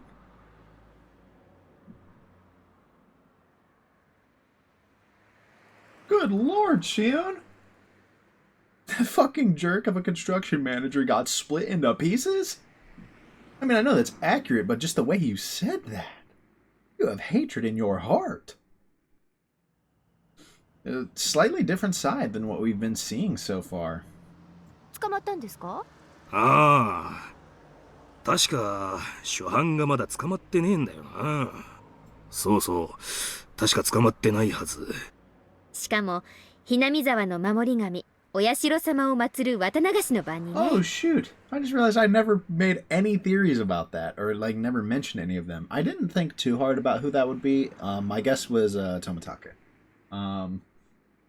And that would explain why he was on the run with like, I mean, they couldn't find his dental records. I think he's Risa, that Irie knows. I think, because they think the police thought Tomitake was a false identity. He was apparently very regularly along those railroad lines. They couldn't find any real trace of where he lived. Couldn't find his name, or like they wanted to find his name in magazines. They never said if they did. But I think Tomitake is a false identity. I think he's Risa, and I think Risa is the person who like was the suspect for the like leading the damn dismemberment. If I had to guess. 当時お社様のたたりだって騒がれたのを覚えてます。あれ子供的には結構怖かったな。ああ、お社様のたたりね。その翌年にも起きたんだよな。そうそう、あれも怖かったですね。何でしたっけ？ダムの賛成派の男が事故で死んだやつ。北条だっけ？しかもまたしてもお社様を祀る綿流しの日に。Okay, so it sounds like she at least heard about some of this これは stuff. もうたたりしかありえないってずいぶん騒いだっけ。あれは怖かったです。うんうん。The construction manager that everyone hated was killed and dismembered on the night of the Watanagashi festival. That incident on its own was more than intense enough for us kids. Worse, part of his body was never found, which made it almost a ghost story amongst us. We seriously believed that the severed right arm was roaming in search of the body it belonged to. It didn't take long for the rumor of Oyashiro-sama's curse to become a topic of discussion among occult researchers and the like, considering the circumstantial factors. Even so, the rumor faded away after about a year. After the dam project was officially frozen, we held Watanagashi purely as a festival. But the curse struck again. The victim was a pro-dam activist who lived in Hinamizawa by the name of Hojo. He and his wife were on a trip when they fell from a cliff to their deaths. It was considered an accident. Technically, police were still searching for the wife's body. If I remember right, they never did find it, did they? Once again, the man most worthy of Oyashiro-sama's curse fell victim on the night of the Watanagashi festival. So the fuss over Oyashiro-sama's curse rose up again. So does she know about the third incident? So maybe she was there for the second, just barely. Until then, Oyashiro-sama wasn't considered very important. At least in the world of us kids, it was just the name of the object of worship in the shrine, nothing more than that. I'd seen boys peeing on the archway, and I once stuck my hand into the offertory box. The existence of a god didn't matter much to us, but after 2 consecutive occurrences, the kids no longer doubted the existence of a curse. We were all shaking in fear of Oyashiro-sama. Everybody suddenly became interested in the old stories about him, too. We quietly listened to the musty old stories the elders had to tell, and we started genuinely believing in the tales of Oyashiro-sama's miracles, which any of us would have laughed away before. Oyashiro-sama's rules were awfully simple and clear. Enemies treading into Hinamizawa will be cursed. I almost said crushed. Villagers leaving the village will be cursed. What defined the village was terribly vague. Were we never allowed to leave Hinamizawa village? Was going to Okinomiya still safe? Was a single step enough to be was a single step enough to be out? Was a 3-day, 2-night hot spring trip still safe? We kids tried to draw a line. It was decided in the end that if you had a house in Hinamizawa or Okinomiya, you were safe. And it was okay to go on trips if you had a house in either area. I know it's weird, but those rules were made up by kids after all. According to those rules, I'd be cursed, since I lived at a boarding school in such a remote area. I couldn't say it out loud because I felt embarrassed, but in fact, I was a little scared of the curse. でさ、その翌年にも起こったんだよな。やっぱり2年連続ってのは結構きますよね。私は今でもお社様は信じてるな。So talking about how it struck someone who left the village, you almost gotta want, like, I mean, that could just be intentional. If, like, this is someone doing it. Again, like, my best theory right now is, I assume Takano, but just somebody who wants that exact feeling, like they said, like, of people believing in the stories of Oyashiro-sama and fearing Oyashiro-sama again, bringing all of that back to the village, right? And, I mean, cursing people who leave the village sounds like part of Oyashiro-sama's teachings. And so I wouldn't be shocked if Shion genuinely is affected by the Hinamizawa syndrome in some way. シオンちゃん、2年なんてもんじゃないよ。知らないの？知らないですよ。何の話？そっか。シオンちゃんはあれの直前に学園に行っちゃったんだもんな。知らないよな。Uncle Yoshiro grimaced as if he had said too much, as though he'd mentioned something I shouldn't know about. 何おじさん。そこまで話を振っておいて、急に黙られると面白くないですよ。まあ、シオンちゃんももう小さい子じゃないもんな。おじさん、私を見てまだ小さい子供っていうのなら、眼科行くか回し蹴り食らうかのどちらかを選んでもらうことになるんですけど。What? もう、わかったよ。別に隠しゃしないよ。What? あったんだよ。その後も。あったって？おじさん、さっきから何の話？ Tick. When I was very little, I always had this tick before I heard something bad. It was like a gnome who lived inside me was giving me a warning, like he was poking me with a small needle. When I felt this tick before my parents called me, they'd always either chide me or tell me something bad, so I used to run away when I felt it. But my senses seemed to have grown dull over the years. Even though my gnome poked at me, I just sat there.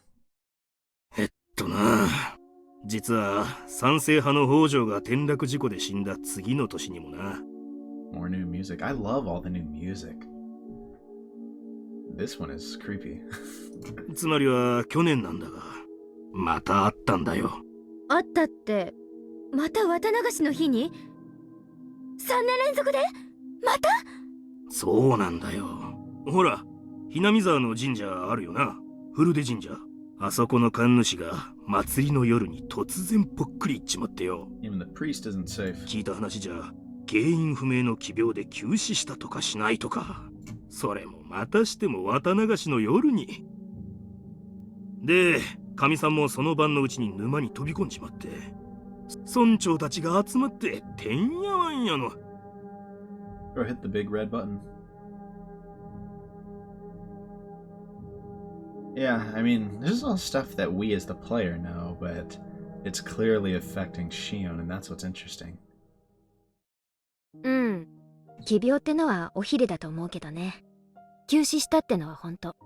神主さんは綿流しの準備で大変だったと思うし、あの頃は少し体調崩してたみたいだからね。I don't know how I never put together how suspicious it was that I found, I personally believe that it was like a 3-day physical illness, and I never once thought, one of them was literally physically ill and died, right? And maybe it has something to do with that. 急性心不全とかそういう感じの interesting. よくあるやつだったんだと私は思ってるけどね。 You would think in that scenario he'd be the murderer, but presumably his wife was around before or after, a little after he died. でも綿流しの日にってのが異常でしょ。それも3年連続で。普通に考えたら人の死がこうも同じ日に重なるなんてことは考えられない。警察も検視したみたいだけど、その後に特に騒がなかったってことは死因に不審な点はなかったってことじゃないの。まあでもシオンの言う通り、人の死が3年も続いて綿流しの日に重なると、それにさっきお姉も言った通り、お社様にたたられそうな人ばかり開始する。これは絶対に何かあります。たたりでも陰謀でも、とにかく絶対裏に何か因果関係がある。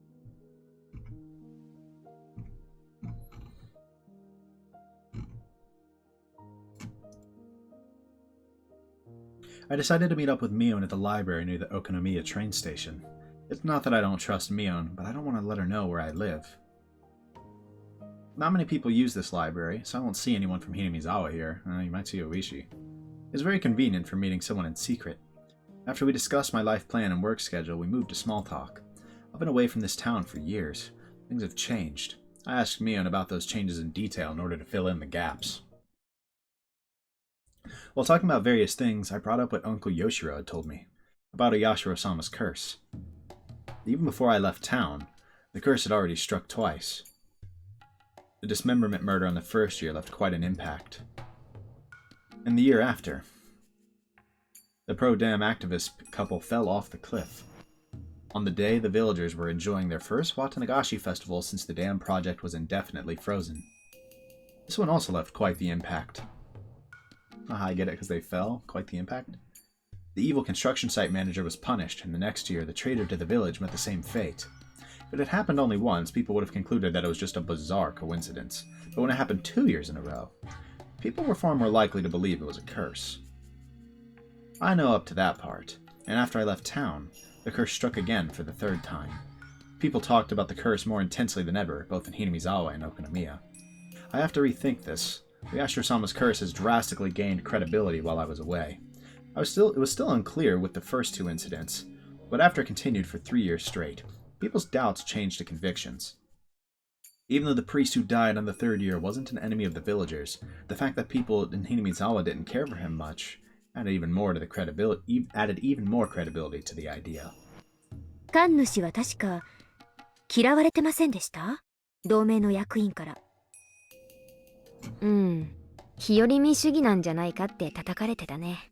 戦争末期は同盟内でも過激な理論がまかり通ってたから、神主さんの穏健な態度はそういう人たちにとって気に食わないものだったと思うね。Yeah, I remember seeing talk of that. The priest had looked strict and scary. The way he spoke was always so formal. But in reality, he was very warm and reserved. Maybe it was because he was a son-in-law, being married into his family.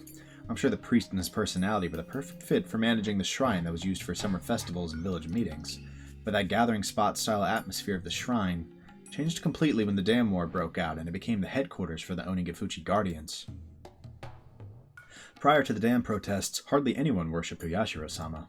Of course, the devout elders paid worship to him, but the average person treated our god like how you'd treat fortune-telling. Once the dam protests began, Oyashiro-sama was suddenly hauled out as the symbol of the village's resistance. Tracing the Oyashiro-sama faith back to its roots, it was an exclusive elitist faith that believed its members were descended from a holy ancestor, different from the masses at the foot of the mountain, and that those tainted masses should never come near the village. Of course, such self-centered ideology wasn't acceptable anymore in peaceful post-war Japan, so this doctrine was abandoned over time. Still, that idea remained, and they trudged it back up to fan the flames of nationalism and unite the town against the dam project. With the revival of those ideas, things only grew more radical by the day. And it didn't take very long for the Onigifuchi Guardians to become aggressive. After that, we were in a state of war. 100 million, burning as one. Kill the white savages, want not but victory. Adults and kids both were gnawing at the bit, avid to repel the foreign invaders.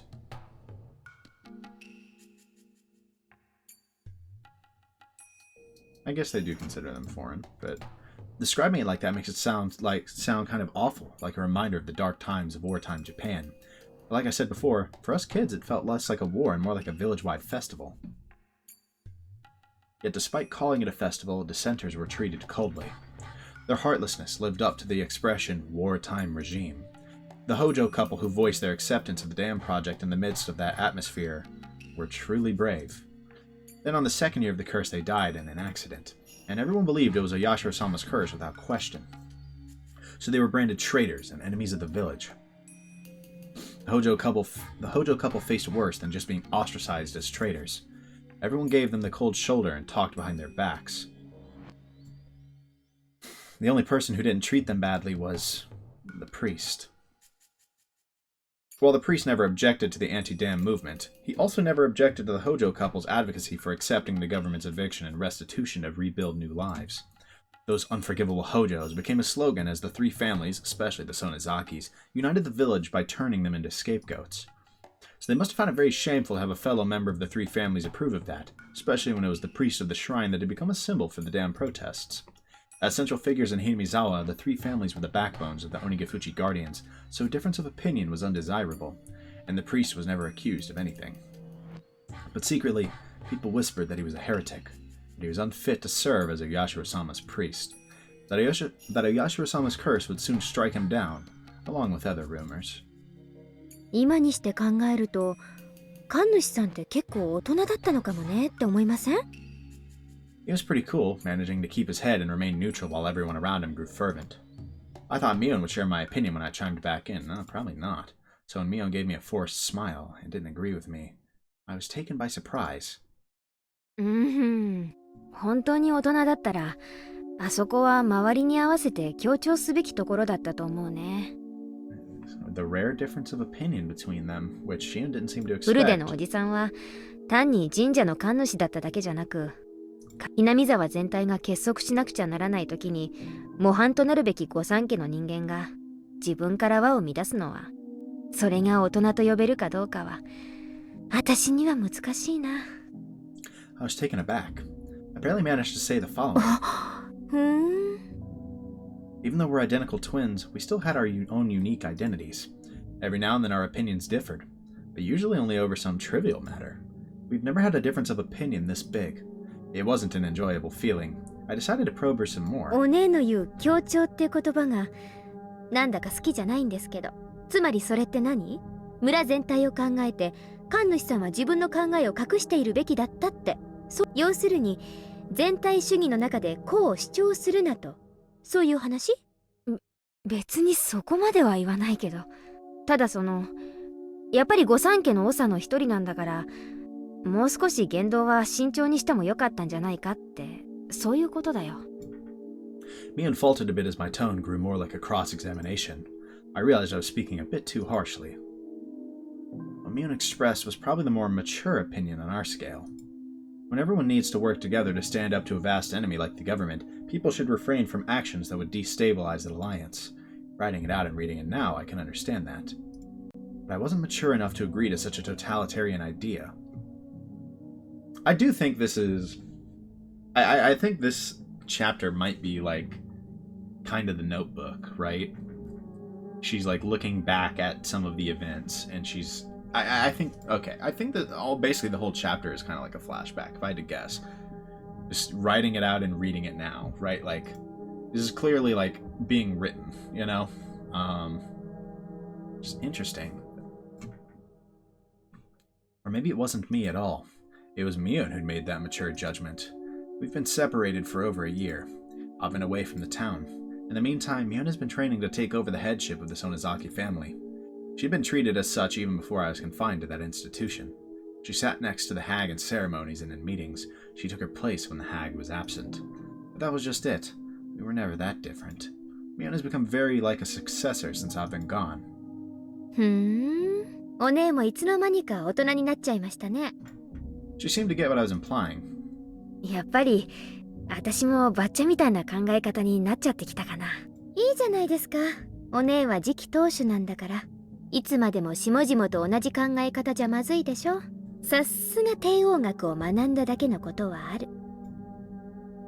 そんなの学んでないよ。どうやればバッチャのふりができるかって、それだけだよ。シオンにだって簡単にできるよ。そんなのやりたくないです。ばあさんのおもりはミオンのお役目。ま、疲れない程度にほどほどに頑張りなさいませ。I didn't mean to be cold, but Mion seemed to take it that way. She smiled as if trying to pacify me. I smiled gently back at her. He's got a お姉 little awkward between them. ミオン何確かに私たちの別離はいつも穏便じゃなかった。名前を引き離され、住まいを引き離され、そして体を引き離された時もいつもね。Mion looked down with a serious face, then looked right back up. あんたは私がそのあたりで逆恨みしてるんじゃないかって思ってるかもしれない。でもそれは、そりゃ確かに確執はあったよ。でもそんなのは時間で流れる程度のもの。あんたが引け目を感じるようなことは何もない。Up until birth, we were perfectly equal. Right after birth, we were separated by the grown-ups' priorities. I used to get mad about it when I was little. There's no denying that. But we don't have to start a disagreement over it. Mion seemed to understand what I'm trying to say. We each have our own characteristics, even though we're identical twins. Only we know the differences. We're also dependent on each other because of them. Mion seems more dependent. She always worries about me. If somebody gave her a cookie, she'd divide it in two and give one half to me. If somebody gave her a candy, she'd win it until I said it was okay to eat it. On the contrary, I'm cold. I don't care about others if I'm satisfied. I'd put the candy in my mouth right away. I have to emphasize that I don't hate her, and I'm well aware that she loves me. We both know that. Mia must have been hesitating to put the candy of the successor in her mouth and was waiting to see if it was okay. Waiting to see if I was okay with that. 頑張れ、ミオン。私もシオンを頑張る。I tapped her forehead with my fist lightly. Mion put her forehead against my fist as if trying to feel the warmth. She's Mion, and I'm Shion. She's the successor of the Sonozaki family, and I'm just a vagabond. That isn't a distinction, but rather our individuality. We shouldn't worry too much about the other anymore. We should feel relaxed, living as who we are, with our own characteristics. I didn't have to say any of that out loud. We can communicate by touch, just like this. ありがとう。シオン、頑張ろう、ミオン。困ったことがあったらいつでも相談して。私たちはいつだってそうやってきた。それはこれからも何も変わらないよ。Mion kept nodding with her forehead against my fist.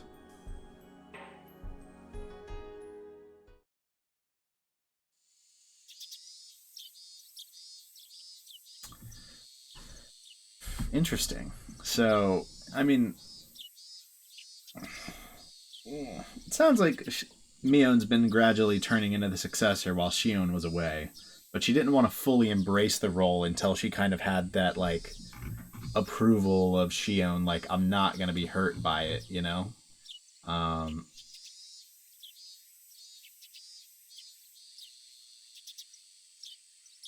Interesting.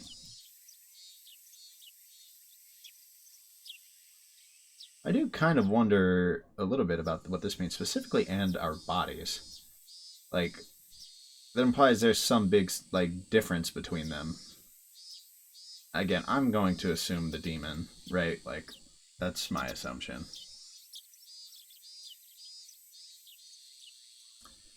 Which, I mean, if I haven't made this clear, my guess for the demon is some kind of parasite. Oops. Although, if they're using the demons, I guess it's more of a symbiotic relationship at that point. But for a lot of other people, I'd assume some kind of parasite. Because I don't know, I assume if it's some intelligent thing that is causing, like, Hinamizawa syndrome / craziness, that it acts more like a parasite on some people, and maybe more symbiotic with the Sonozaki specifically, if I had to guess. Anyways, let's move on for now. I said goodbye to Mion before it turned to evening. We had talked about the things that happened during my time away, and I enjoyed having that chat between sisters very much. We were able to dissolve our unsettled emotions. We didn't used to do that. Maybe it's because we hadn't seen each other for over a year. It was late afternoon. My heart felt lighter now. I stretched and looked up at the sky. The sky was clear, blue, and far away. No matter how tall I grow... Oh, excuse me. No matter how tall I grow, I'll never be able to touch that sky. I'm Shion Sonozaki, a girl who escaped from the life she was forced to live. Nobody will praise me for what I did and for what I'm going to do. But this is what I chose. なんだ。私だって大人な考え方できるじゃない。I psyched myself back up. Why did I say back up? That word was not even in there. I psyched myself up. I should go shopping for dinner. If I have Kasai's help, I need to save money. I love junk food, but it'd be cheaper to cook. Ironically, the culinary classes from that evil school will come in handy. When I go to the shopping district in Kami Ishiki... I'm going there. I need to take the other street. The cool breeze in the late afternoon felt nice on my skin.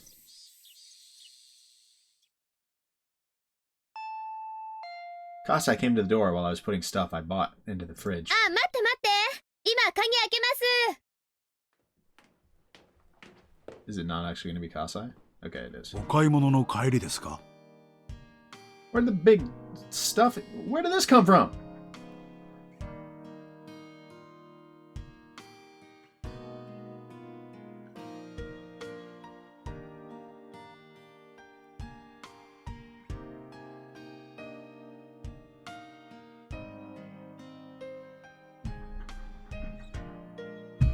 You don't need to verify something.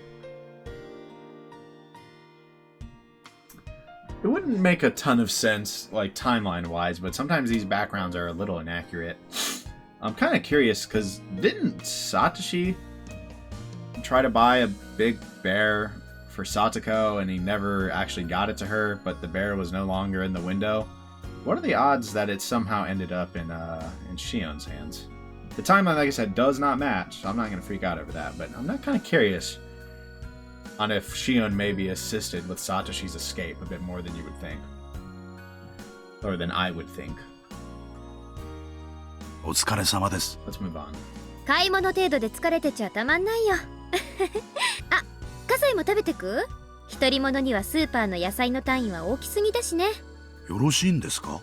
ご厄介になってもいいものでしたら、ぜひ。 Kasai looked curious about what I'd cook. チェ、その顔は全然信じてないな。見てろ。これらは冷蔵庫でいいんですか? 入れておきますよ。あ、悪いね。二人分だとお米はこのくらいかな。よっからしょった。 Kasai skillfully packed food into the fridge while glancing at each item in turn. He noticed something. シオンさん、相変わらず缶詰はダメなんですか? I hadn't bought any. That was, of course, on purpose. 缶詰を避けての買い物は。理屈じゃ分かってんだけどね。無理強いされりゃ食べないこともないけど。それでも私はやっぱりパスだな。悪かったと思ってます。少しふざけすぎたと思ってますよ。だからそろそろあんなくだらない話忘れてくださってもいいのに。Bro should not have said a word about the canned flesh incident. ああ、もううっさいな。男が厨房にチャラチャラ出入りしない。Yo. テレビでも見てておとなしくしててよ。Kasai chuckled and left. While he probably should leave the kitchen to whoever is cooking unless they ask for assistance. You don't want to get in their way. I know this sounds stupid, but I hate canned food.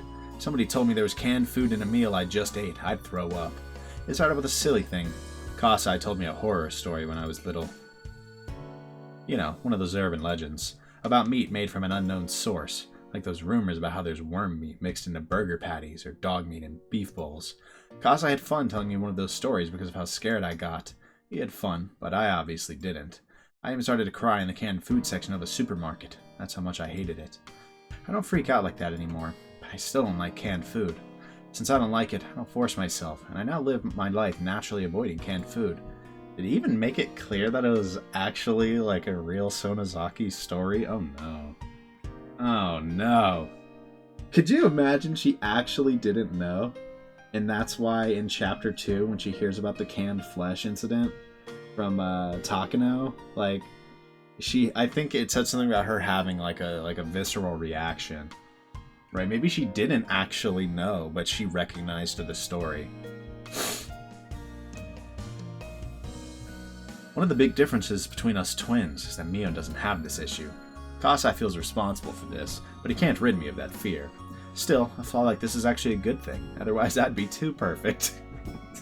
That's so real. That's so real. You definitely have the confidence. カサイ、机の上の新聞どけて。いい匂いですね。ごちそうになります。量が足りないと思ったら、あとは勝手に牛丼屋さんにでも行くこと。あ、テレビは切らないで。私は静かな食卓ってやつが苦手だから。では、いただきます。で、カサイ何の用だったの？何か用事があってきたんでしょ？ I handled... Why did I think that said handled? That made no sense in context. I handed him a cup of tea. I could wait until dinner was over, but I wanted to get to the point quick. 食事が終わってからの方がいいかと思ってましたが、食べながらにしますか？カサイが来た時点でずーっと何の用か気になってるから、先に言ってくれた方がご飯の通りが良くていいかもです。自宅に学園から電話が今日ありました。今日そりゃ遅いね。よっぽど表沙汰にしたくなかったと見えるな。で、どうなったの？電話は茜さんが取りました。親父さんには後で折を見て話すそうです。Akane-san is my mom. That's what Kasai calls her, as he's known her since before her marriage. で、母さんなんか言ってた？ I was lucky she answered the phone, since she's relatively on my 仕 side. 方のないやつだと、こういう結果も決して予想外ではなかったような顔つきでしたね。親父にはまだ知らせてないんだ。茜さんなりにタイミングを測っているんでしょう。多分2、3日中には話すものと思います。親父はばあさん寄りだからな。耳に入れば自動的にあいつにも伝えるだろうな。で、伝わったら見つけ次第即刻ここへ連れてこい。申し開きの意見によっては指の1本や2本ってことになるだろうね。おっかない子って。笑い事で済めばいいんですがね。シオンさんの指だけじゃ済まないかもしれないってとこだけ。あちちちち。がっつくからだよ。あ、ちなみに味噌汁もご飯も作りすぎてるからおかわりは強制ね。3杯は絶対食べること。 Goodness. A few days later, Mia told me that the hag had heard about my escape. Oh, we're skipping around a lot. I guess we don't need to see a lot of her daily life, though. ばあさんはどんな感じだった？バッチェはカンカンでさ、もしも沖宮界隈に帰ってきてるなら、即刻見つけ次第自分の前に引っ立てろってさ。怖っ。で、実際に親父とかの動向は？近々の親族会議でシオンをかくまってないか問いただすみたいだね。でも若いのに街中を探させるとか、そういう真似はしないみたいだよ。Well, that's good at least. Holding a family council means that things will remain in the hag's hands alone. She won't search the town for me. It's like she's unofficially approving my presence. Of course, I'll get caught immediately if they find me in a large public place. 母さんがずいぶん暗躍してくれたみたいだね。I can tell she's being supportive. It's kind of interesting having this whole council, like, they have to put up the, like, airs that, like, oh, Shion, if we catch you, right? But, like, they don't, it sounds like they're not going to look for her. So, like she said, kind of silent approval. It's a long story, but my mom is sort of an outlaw, even though she's one of the Sonozaki bloodline. A long time ago, she had a huge fight with the hag because she hated the family rules and traditions. She was even excommunicated. My mom was supposed to be the successor, but she was deprived of the title and Sis took her place instead. While she's quiet now, Mom's still an outlaw. She's always been on my side, because I also hate rules and traditions. 親父、最初はすっごくカンカンだったらしいよ。母さんがだいぶなだめたらしい。Shout out Akane for real. 何のかんの言っても、親父は最後には母さんには勝てないからね。オッケー、ありがとう。また何かあったら教えてね。本当にヤバくなったら、私もこの町を離れるつもりだから。葛西とか吉郎おじさんとか、それに母さんとか。おねえ、あんたが今何を考えてるか、どうして同じ血を分けた姉妹なのに、シオンだけこんな隠れるように生活しなきゃならないのかでしょ。 Mio was silent. I meant yes. シオンだけこんな窮屈な思いをするのはフェアじゃないよ。絶対。ありがとう。気持ちだけでも嬉しいです。表に出たい時とか、シオンがいつでもミオンになれるよう協力するからさ。She sounded apologetic. I shouldn't go quiet or agree with her. She sticks to things a little too much. Once she goes down, she'll stay there for a while. So I just told her あり simply, がとう。実はそれが一番ありがたいです。じゃあ切りますね。じゃあね、またね。 that's basically, yep, thanks for the offer. We'll see though. Okay, that's probably the chapter. So let's check the note. Smudged diary. And then we'll kind of talk about the episode, as is tradition. Few new tips. Welcome to the Hojo household. Satoko was crying while hiding behind my back. It's Satoshi for sure, huh? She's been crying while clinging onto me, so my back was wet with her tears and snot. My aunt had been screaming hysterically, but she looked tired now. I suddenly realized that it was already past 1 in the morning. She vomited out a series of screams one last time, then finally called it quits. Satoko seemed exhausted. She was looking down in a state of shock. Even after my aunt walked away, she didn't realize she had been freed. So I stroked her head and told her, 終わったよ。Satoko. Satoko twitched. Her eyes grew bright again and tears rolled down her cheeks. She looked up at my face. She knew it was over, but wanted to hear it directly from me. She begged me with a look. To be honest, I was really exhausted too, so I felt a bit annoyed when she tried to make me say it.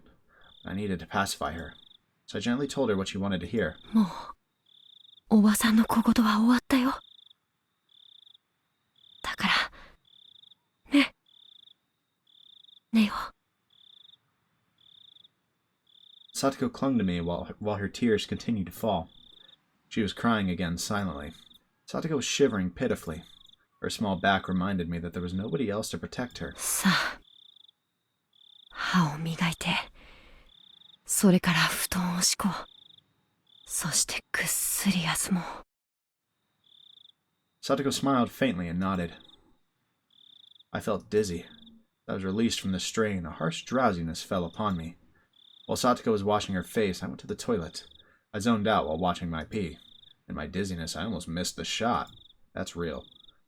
I felt like I was being sucked into the toilet. That's not real. I couldn't even remember what caused it.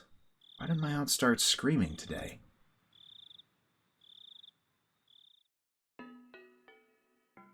Jesus. I mean, that's just hard to read.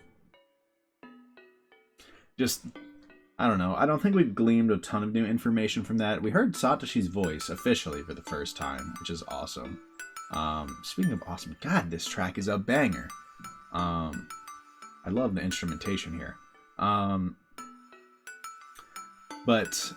mean, I think that was the first time we got to hear Satoshi. Besides the one time we like Keiichi hallucinated hearing him. But I mean, it was just, we saw their house life. We saw how this affected Satoko. You can tell just by listening to Satoshi how it's affecting him. He's talking about, I'm tired too, but she needed to hear me say it. Right? He's putting up this strong bravado to protect Satoko, which is something we kind of already know, of course. But you can kind of really see it. And it's hard because like I said, I think we're gonna see Satoshi, and so we're gonna see him break. Right? Like this chapter, if I had to guess. And that's hard to think about. God. I'm looking forward to seeing it though. Right? In a way, right? It's gonna be hard, but at the same time, like, it's gonna be so interesting plot-wise. So I guess let's talk about what we saw today and what we might see moving forward. So I already kind of talked about this a little bit. So obviously today we mainly just saw Shion was in that academy, right? St. Lucia's? And it kind of, I mean, it was a place obviously that she hated a lot. Yeah, but while that's relevant, that's not the super relevant part. She was away from the town for a while, and in that time, we see things start to change. She's learned that Mion has started to change a bit. They had their first like major disagreement. Right. The curse killings happened again. Certain places have closed down. I think really though the curse killings in Mion are the most relevant there. But she's escaped obviously, and she's back in Okinomiya. And it seems like her grandmother tentatively is going to allow it. Under the pretense that they won't, so it can't be anything super like blatant, right? But like she can go around a little bit at least right now. But I think as we progress this chapter, maybe those restrictions will get loosened up a little bit. I think eventually she's going to meet Satoshi. They're kind of going to grow close. Maybe she's going to help out the situation a bit. Maybe we'll see her help him. I don't know. I think there's a good chance she's going to help him cover up killing Satoshi killing his aunt. And that could maybe impact a lot of my theories going forward. Because A, that means I'm right on that front, but if the methods kind of line up, right, with how I would predict, like, Satoshi kind of gets sick, like, on the night of Watanagashi, or, like, the day after, and a few days later, he's, like, gone, right, and maybe, I don't know, maybe there's even some meeting with Takano a few days before that, right, if all of those happen and we see that, we can really start to feel confident in my theories. If not, if things play out differently than I'd expect, you got to revise the theories, and that's what's interesting here. We have a scenario that we can try and kind of predict it a little bit, right? Because we know a little bit of what happens, and we maybe have an idea on the details, of course. And so, like I said, if the details line up with what my theories would predict, the theories might be right. And if they don't, like I said, revision. So it's going to be interesting. It's really going to be interesting if that's where we're going with this. But also, like I said, it seems like this is being written in a this was all in the past and now I'm in the future searching kind of way. So I almost wonder if maybe like the first half is going to be like about that, or maybe the first like 3/4, right, will be like 1982 to maybe 1983 even. Because it sounds like, I mean, in the opening crawl, they had like Keiichi Maibara listed. And he hasn't transferred for another year, and like after this, so maybe, right? Just maybe, it'll go through 1983 as well. Maybe that's even when the Notebook is from. But the point is, I don't think it's necessarily only going to be in 1982, and that's what's interesting. So I'm really intrigued to see how this chapter is going to play out, but. For now, that's all that this episode will have time for. I honestly might record another episode today, but I can't make it 4 hours. Well, I could. It's my channel, actually, but I won't. So I hope you guys enjoyed this this video. This the beginning of the answer arcs, the very beginning. There's a lot to see. There's going to be a lot to see. I'm looking forward to it. I hope you enjoyed it as well. I hope you guys are looking forward to more. But until I record more, peace.